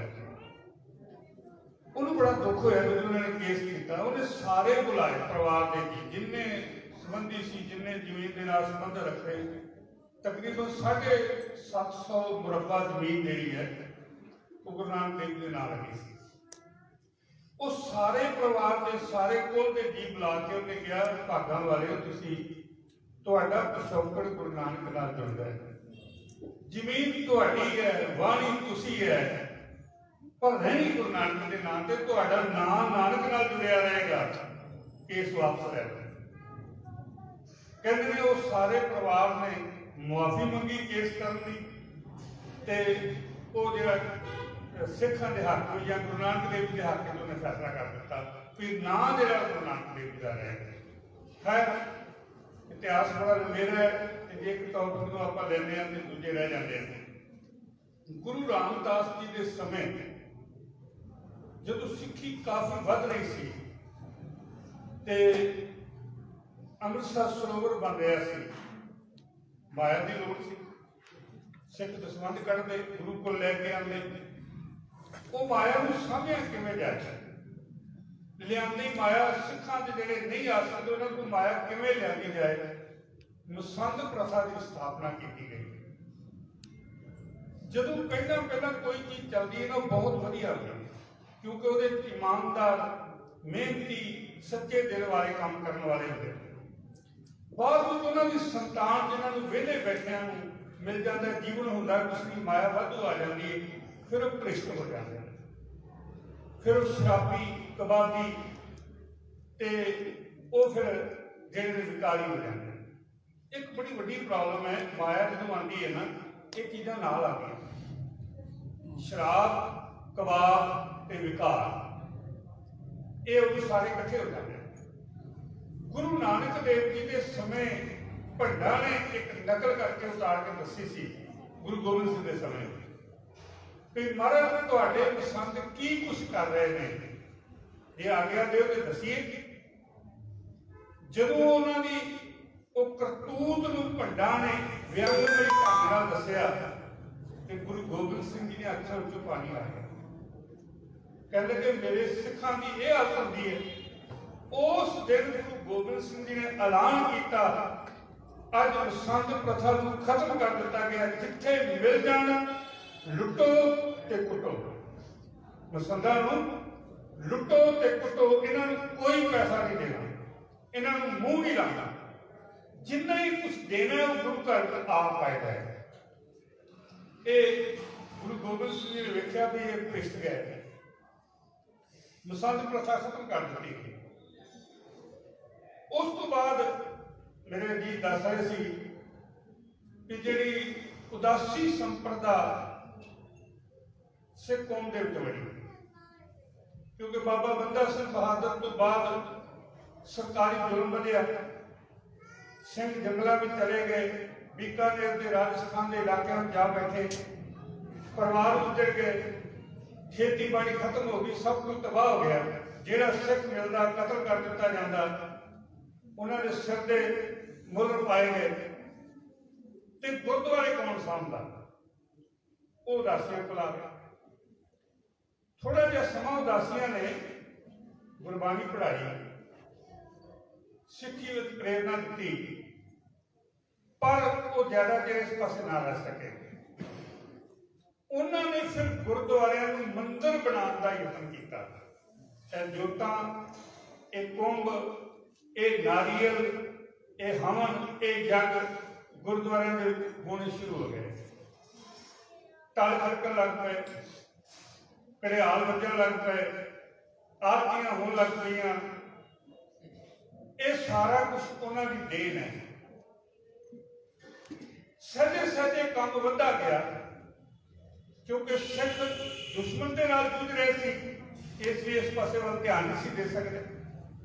ਕੁਝ ਚੰਗੇ ਉਦਾਸੀ ਵੀ ਸੀ ਜਿਨ੍ਹਾਂ ਨੇ ਸਿੰਘ ਤਿਆਰ ਕਰਕੇ ਫੌਜਾਂ ਵਿੱਚ ਭੇਜੇ, ਪਰ ਬਹੁਤ ਘੱਟ ਗਿਣੇ ਗਏ। ਜਿਵੇਂ ਪਸੰਦ ਕੁਝ ਚੰਗੇ ਸੀ, ਪਰ ਸਾਰੇ ਚੰਗੇ ਨਹੀਂ ਸੀ ਰਹੇ, ਤੇ ਚੰਗਿਆਂ ਦਾ ਮਾਣ ਹੋਇਆ। ਭਾਈ ਫੇਰੂ ਵਰਗੇ ਸੱਚੀ ਦਾੜੀ ਜਿਨ੍ਹਾਂ ਨੂੰ ਕਿਹਾ ਗਿਆ, ਉਹਨਾਂ ਦਾ ਮਾਣ ਵੀ ਹੋਇਆ, ਪਰ ਬਹੁਤੇ ਕਰਕੇ ਪਿਛਲੇ ਜਦੋਂ ਐਵਰੇਜ ਵੱਧ ਜਾਂਦੀ ਹੈ ਨਾ, 50-50 ਜਦੋਂ ਹੁੰਦਾ ਉਹ ਠੀਕ ਹੁੰਦਾ ਹੈ। ਜਦੋਂ 70% 80% ਇੱਕ ਪਾਸੇ ਝੁਕਾਅ ਹੋ ਜਾਏ, ਫਿਰ ਉਸ ਨੂੰ ਦਬਾਉਣਾ ਬੜਾ ਜ਼ਰੂਰੀ ਹੁੰਦਾ ਹੈ। ਮਹਾਰਾਜਾ ਰਣਜੀਤ ਸਿੰਘ ਦੇ ਰਾਜ ਦੀ ਗੱਲ ਕਰ ਰਹੇ ਸੀ, ਸਿੱਖ ਮਿਸਲਾਂ ਦੀ ਰਾਜ ਦੀ ਗੱਲ ਹੋਈ। ਉਹਨਾਂ ਨੇ ਗੁਰਦੁਆਰਾ ਸਾਹਿਬ ਦੇ ਨਾਂ ਤੇ ਜਾਇਦਾਦਾਂ ਲਾਈਆਂ, ਪਰ ਸਿੱਖੀ ਦੇ ਪ੍ਰਚਾਰ ਨੇ ਨਹੀਂ ਕੰਮ ਕੀਤਾ। ਸਿੱਖੀ ਲਈ ਕੋਈ ਸੰਘਰਸ਼ ਕੀਤਾ ਜਾਏ, ਇਹ ਨਹੀਂ ਹੋਇਆ। ਮੈਨੂੰ ਇਤਿਹਾਸ ਪਤਾ ਹੈ ਕਿ ਜਦੋਂ ਨਨਕਾਣਾ ਸਾਹਿਬ ਮਹਾਰਾਜਾ ਰਣਜੀਤ ਸਿੰਘ ਮੱਥਾ ਟੇਕਣ ਆਇਆ ਤੇ ਲੰਗਰ ਦੀ ਕੋਈ ਪ੍ਰਥਾ ਨਹੀਂ ਸੀ, ਲੰਗਰ ਕਿਤੇ ਨਹੀਂ ਸੀ। ਮਹਾਰਾਜਾ ਰਣਜੀਤ ਸਿੰਘ ਨੇ ਪੁੱਛਿਆ, ਲੰਗਰ ਕਿਉਂ ਨਹੀਂ ਹੈਗਾ? ਕਹਿੰਦੇ ਜੀ ਤੁਹਾਡੀ ਕੋਈ ਜਾਇਦਾਦ ਦੀ ਕੋਈ ਲੰਗਰ ਕਾਹਦੇ ਨਾਲ ਚੱਲੇਗਾ? ਮਹਾਰਾਜਾ ਰਣਜੀਤ ਸਿੰਘ ਨੇ ਉੱਥੇ ਦੇ ਮਹੰਤ ਨੂੰ ਕਿਹਾ, ਘੋੜੇ ਤੇ ਚੜ ਜਾ, ਸਵੇਰ ਤੋਂ ਲੈ ਕੇ ਸ਼ਾਮ ਤੱਕ ਘੋੜਾ ਦੁਰਾ ਜਿੰਨੀ ਜਗ੍ਹਾ ਕਵਰ ਕਰੇਗਾ ਉਹ ਸਾਰੀ ਨਨਕਾਣਾ ਸਾਹਿਬ ਦੇ ਨਾਂ ਤੇ ਹੋਏਗੀ। ਬਹੁਤ ਜ਼ਿਆਦਾ ਦਿੱਤੀ। ਹੁਣ ਜਾਇਦਾਦਾਂ ਦੇ ਗੁਰਦੁਆਰਿਆਂ 'ਚ ਮਿਲ ਗਈਆਂ, ਗੁਰਦੁਆਰਿਆਂ ਦਾ ਇੰਤਜ਼ਾਮ, ਸਿੱਖੀ ਦੇ ਪ੍ਰਚਾਰ ਦੀ ਗੱਲ ਵੱਲ ਧਿਆਨ ਬਹੁਤ ਕਰ ਦਿੱਤਾ ਗਿਆ। ਸਹਿਜੇ ਸਹਿਜੇ ਜਦੋਂ ਬਹੁਤੀ ਗਿਰਾਵਟ ਹੋ ਗਈ, ਫਿਰ ਲਹਿਰਾਂ ਸ਼ੁਰੂ ਹੋਈਆਂ। ਕੁਝ ਜਿਹੜੇ ਪੰਥ ਦਰਦੀ ਸੀ, ਕੌਮ ਲਈ ਹਿੱਤ ਰੱਖਣ ਵਾਲੇ ਸਨ, ਜਿਨ੍ਹਾਂ ਦਾ ਸਿੱਖੀ ਨਾਲ ਪਿਆਰ ਸੀ, ਜਿਹੜੇ ਸਿੱਖੀ ਤੋਂ ਮਰ ਮਿਟਣ ਵਾਲੇ ਸਨ, ਉਹਨਾਂ ਨੇ ਲਹਿਰਾਂ ਸ਼ੁਰੂ ਕੀਤੀਆਂ। ਜਿਵੇਂ ਦੀਪ ਖਾਲਸਾ ਦੀਵਾਨ ਦੀ ਗੱਲ ਕੀਤੀ ਜਾਂਦੀ, ਸਿੰਘ ਸਭਾ ਲਹਿਰ ਦੀ ਗੱਲ ਕੀਤੀ ਜਾਂਦੀ, ਸ਼੍ਰੋਮਣੀ ਗੁਰਦੁਆਰਾ ਪ੍ਰਬੰਧਕ ਕਮੇਟੀ ਦੀ ਗੱਲ ਕੀਤੀ ਜਾਂਦੀ ਹੈ, ਸ਼੍ਰੋਮਣੀ ਅਕਾਲੀ ਦਲ ਦੀ ਗੱਲ ਕੀਤੀ ਜਾਂਦੀ ਹੈ। ਇਹ ਲਹਿਰਾਂ ਹੀ ਸੀ ਜਿਹੜੀਆਂ ਖੜੀਆਂ। ਸ਼੍ਰੋਮਣੀ ਕਮੇਟੀ ਇੱਕ ਇਹੋ ਜਿਹੀ ਲਹਿਰ ਖੜੀ ਕੀਤੀ ਗਈ ਜਿਹੜੀ ਗੁਰਦੁਆਰਿਆਂ ਦਾ ਇੰਤਜ਼ਾਮ ਸਾਹਮਣੇ ਤੇ ਜਿਹੜੀ ਗਿਰਾਵਟ ਆਈ ਹੈ ਉਹਦੇ ਤੇ ਕਾਬੂ ਪਾਇਆ ਜਾ ਸਕੇ। ਗਿਰਾਵਟ ਤਾਂ ਇੱਥੇ ਤੱਕ ਆ ਚੁੱਕੀ ਸੀ ਕਿ ਨੀਵੀਂ ਨੀਵੀਂ ਜਾਤ ਦਾ ਬੰਦਾ ਅੰਮ੍ਰਿਤ ਛਕ ਲਏ ਤੇ ਉਹਦਾ ਪ੍ਰਸ਼ਾਦ ਹਰਿਮੰਦਰ ਸਾਹਿਬ ਤੋਂ ਪ੍ਰਵਾਨ ਨਹੀਂ ਕੀਤਾ ਜਾਂਦਾ। ਕਰਤਾਰ ਸਿੰਘ ਝੱਬਰ ਵਰਗਿਆਂ ਨੇ, ਲਛਮਣ ਸਿੰਘ ਵਰਗਿਆਂ ਨੇ, ਦਲੀਪ ਸਿੰਘ ਵਰਗਿਆਂ ਨੇ, ਤੇਜਾ ਸਿੰਘ ਸਮੁੰਦਰੀ ਵਰਗਿਆਂ ਨੇ ਇਹਨਾਂ ਨੇ ਉਦਮ ਕਰਕੇ ਉਹਨਾਂ ਮਹੰਤਾਂ ਨੂੰ ਫੜਿਆ ਤੇ ਉਹਨਾਂ ਨੂੰ ਅਰਦਾਸ ਕਰਵਾਈ ਤੇ ਪ੍ਰਸ਼ਾਦ ਵੀ ਉਹਨਾਂ ਨੂੰ ਦਿੱਤਾ ਕਿ ਹੁਣ ਤੁਹਾਨੂੰ ਖਾਣਾ ਪਏਗਾ। ਲਹਿਰਾਂ ਚੱਲੀਆਂ, ਪਰ ਜਿੱਦਾਂ ਅਜੀਤ ਦੱਸ ਰਹੇ ਸੀ ਕਿ ਅੰਗਰੇਜ਼ ਜਿਹੜੇ ਨੇ ਉਹ ਚਾਹੁੰਦੇ ਸੀ ਵੀ ਸਿੱਖ ਵੱਧਦੇ ਫੁੱਲਦੇ ਗੁਰਦੁਆਰਿਆਂ ਵਿੱਚੋਂ ਨੇ। ਇਹਨਾਂ ਵਿੱਚ ਜਿਹੜਾ ਸੰਤਪੁਰਾ ਸਿਪਾਹੀਪੁਣਾ ਉਹ ਗੁਰਦੁਆਰੇ ਤੋਂ ਲੱਭਦਾ। ਇਸ ਲਈ ਗੁਰਦੁਆਰੇ ਦੇ ਕਬਜ਼ੇ ਆਪਣੇ ਅੰਦਰ ਕੀਤੇ ਜਾਣ, ਮਹੰਤਾਂ ਨੂੰ ਖੁੱਲੀਆਂ ਛੁੱਟੀਆਂ ਦਿੱਤੀਆਂ ਜਾਣ, ਇਜਾਜ਼ਤ ਦਿੱਤੀ ਜਾਏ, ਇਹ ਮਨਾ ਹੀ ਕਰਨਾ ਤੇ ਇਹਨਾਂ ਦੇ ਵਿੱਚ ਸਿਪਾਹੀਪੁਣਾ ਖਤਮ ਕਰਕੇ ਸਿਰਫ ਸੰਤਪੁਣਾ ਦੇ ਚਿੱਟੇ ਕੱਪੜੇ ਪਵਾ ਦਿਓ, ਮਾਲਾ ਫੜਾ ਦਿਓ, ਬਸ ਇਹ ਕੰਮ ਸ਼ੁਰੂ ਕਰਾ ਦਿਓ। ਪਰ ਹੋਇਆ ਸਾਡੇ ਕਿੰਨੇ ਸੰਤ ਜਿਹੜੇ ਨੇ ਫੌਜ ਵਿੱਚੋਂ ਪੈਦਾ ਹੋਏ, ਅੰਗਰੇਜ਼ਾਂ ਦੀ ਦੇਣ ਸੀ ਸਾਰੀ। ਖੈਰ ਮੈਂ ਉਸ ਪਾਸੇ ਨਾ ਜਾਵਾਂ, ਗੱਲ ਬੜੀ ਵੱਧ ਜਾਏਗੀ, ਟਾਈਮ ਮੇਰੇ ਖਿਆਲ ਹੋ ਗਿਆ। ਤੋ ਉਸ ਸਮੇਂ ਜਦੋਂ ਇਹ ਲਹਿਰ ਅੱਗੇ ਵੱਲ ਵੱਧ ਰਹੀ ਸੀ ਤੇ ਟਾਰਗੇਟ ਸੀ, ਜਿੱਦਾਂ ਅਜੀਤ ਦੱਸ ਰਹੇ ਸੀ ਵੀ ਸਾਡਾ ਅਕਾਲ ਤਖਤ ਸਾਹਿਬ ਦੀ ਸਾਡੀ ਬੜੀ ਵੱਡੀ ਪ੍ਰੋਬਲਮ ਹੈ, ਸੁਪਰੀਮ ਪਾਵਰ ਸਿੱਖਾਂ ਦੀ ਹੈ, ਪਰ ਜਦੋਂ ਸਿੱਖ ਕੌਮ ਤੇ ਭੀੜ ਪਈ ਇਹਨੇ ਕੰਮ ਨਹੀਂ ਦਿੱਤਾ। ਕਾਮਾਗਾਟਾ ਵਾਲੂ ਜਹਾਜ਼ ਚੱਲਿਆ, ਕੈਨੇਡਾ ਵਿੱਚ ਨਾ ਵੜਨ ਦਿੱਤਾ ਗਿਆ। ਬਜਬਜ ਦੇ ਘਾਟ ਤੇ ਸਿੰਘਾਂ ਨੂੰ ਗੋਲੀਆਂ ਨਾਲ ਉਡਾਇਆ ਗਿਆ ਤੇ ਅੰਗਰੇਜ਼ਾਂ ਨੇ ਭਾਈ ਬੂੜ ਸਿੰਘ ਦੇ ਕੋਲ ਹੁਕਮਨਾਮਾ ਜਾਰੀ ਕਰਵਾਇਆ ਕਿ ਐਲਾਨ ਕਰੋ ਕਿ ਸਿੱਖ ਨਹੀਂ ਹੈਗੇ, ਗਦਾਰ ਨੇ ਜਿਨ੍ਹਾਂ ਨੇ ਆਪਣਾ ਬ੍ਰਿਟਿਸ਼ ਗਵਰਨਮੈਂਟ ਦੇ ਉਹਨਾਂ ਨੂੰ ਮੋਰਚਾ ਲਾਇਆ। ਇਹ ਸਾਡੀ ਘਟਨਾ ਹੈ।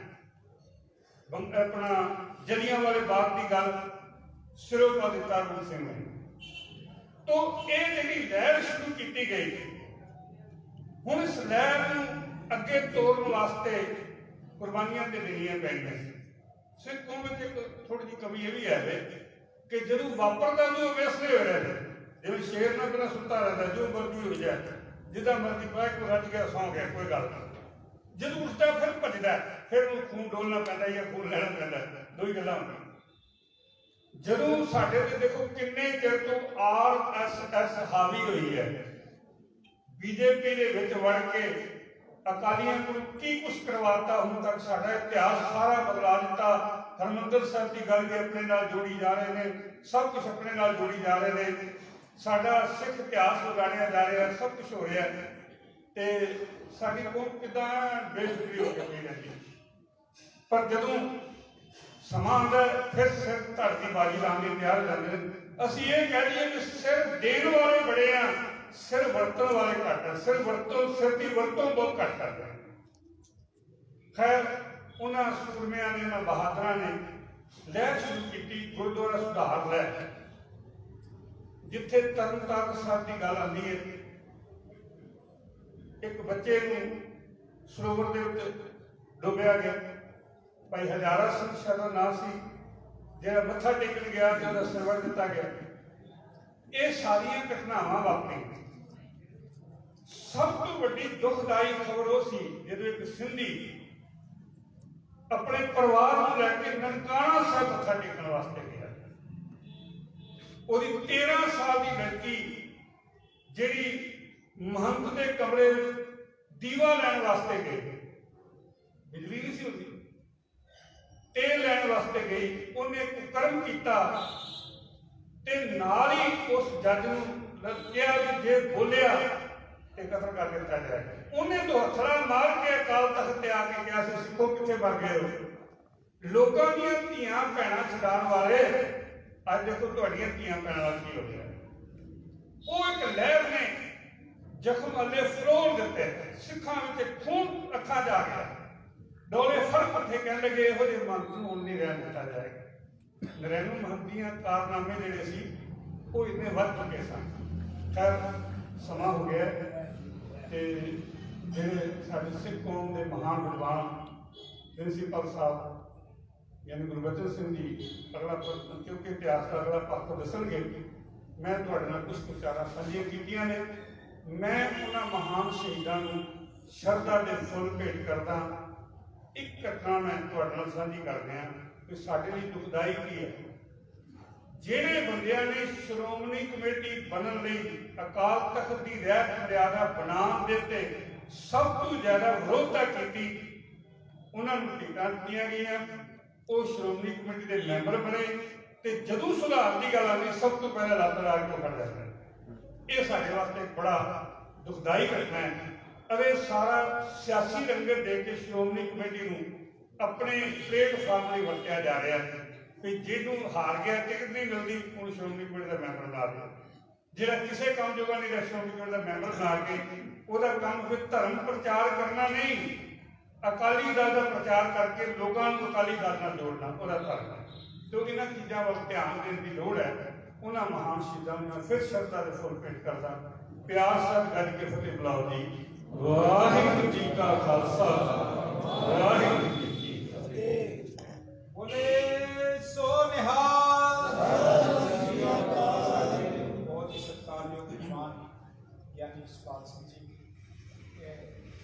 ਵਾਹਿਗੁਰੂ ਨੇ ਇਹਨਾਂ ਦੀ ਡਿਊਟੀ USA ਲਾਈ ਹੋਈ, ਪਰ ਜਦੋਂ ਵੀ ਇਹ ਇੱਥੇ ਆਉਂਦੇ ਨੇ, ਲੁਧਿਆਣੇ ਆਉਂਦੇ ਨੇ, ਇੰਡੀਆ 'ਚ ਆਉਂਦੇ ਨੇ ਤੇ ਸਾਡੇ ਨਾਲ ਬਹੁਤ ਬਹੁਤ ਦਿਨ ਵਿਚਾਰਾਂ ਦੀ ਸਾਂਝ ਕਰਦੇ ਨੇ ਔਰ ਸਾਨੂੰ ਲੱਗਦਾ ਕਿ ਇਹ ਸਾਡੇ ਕੋਲ ਹੀ ਰਹਿੰਦੇ ਨੇ। ਪਰ ਚਲੋ ਵਾਹਿਗੁਰੂ ਨੇ ਜਿਨ੍ਹਾਂ ਦਾ ਇਹਨਾਂ ਦਾਣਾ ਪਾਣੀ ਜਿੱਥੇ ਜਿੱਥੇ ਲਿਖਿਆ ਉਹ ਜਿੱਥੇ ਵੀ ਰਹਿਣ ਇਸੇ ਤਰ੍ਹਾਂ ਹੀ ਗੁਰਸਿੱਖੀ ਦੀ ਖੁਸ਼ਬੂ ਇਤਿਹਾਸ ਇਹ ਫੈਲਾਉਂਦੇ ਰਹਿਣ, ਸਾਡੀ ਵਾਹਿਗੁਰੂ ਅੱਗੇ ਅਰਦਾਸ ਹੈ। ਹੁਣ ਸਾਡੇ ਗੁਰਮਤਿ ਗਿਆਨ ਮਿਸ਼ਨਰੀ ਕਾਲਜ ਦੇ ਬਹੁਤ ਹੀ ਸਨਮਾਨਯੋਗ ਹਸਤੀ ਪ੍ਰਿੰਸੀਪਲ ਗਿਆਨੀ ਗੁਰਬਚਨ ਸਿੰਘ ਜੀ ਪਨਵਾ, ਉਹ ਜੋ ਹੈ ਸਾਡੇ ਮੁੱਖ ਅੱਜ ਦੇ ਜੋ ਚਾਰ ਦੇ ਬੁਲਾਰੇ ਤੇ ਸਾਡੇ ਜੋ ਜਿਨ੍ਹਾਂ ਨੇ ਇਹ ਮੈਂ ਕਹਾਂ ਵੀ ਰਾਣਾ ਇੰਦਰਜੀਤ ਸਿੰਘ ਜੀ ਨਾਲ ਮਿਲ ਕੇ ਪ੍ਰੋਗਰਾਮ ਲਿਖਿਆ, ਕਿਉਂਕਿ ਇਹਨਾਂ ਨੇ ਮੈਨੂੰ ਗੱਲ ਕੀਤੀ ਵੀ 100 ਸਾਲਾ ਸ਼ਤਾਬਦੀ ਸਮਾਗਮ ਹੈ ਤੇ ਕਾਲਜ ਵਿੱਚ ਜ਼ਰੂਰ ਬਣਾਇਆ ਜਾਣਾ ਚਾਹੀਦਾ ਹੈ।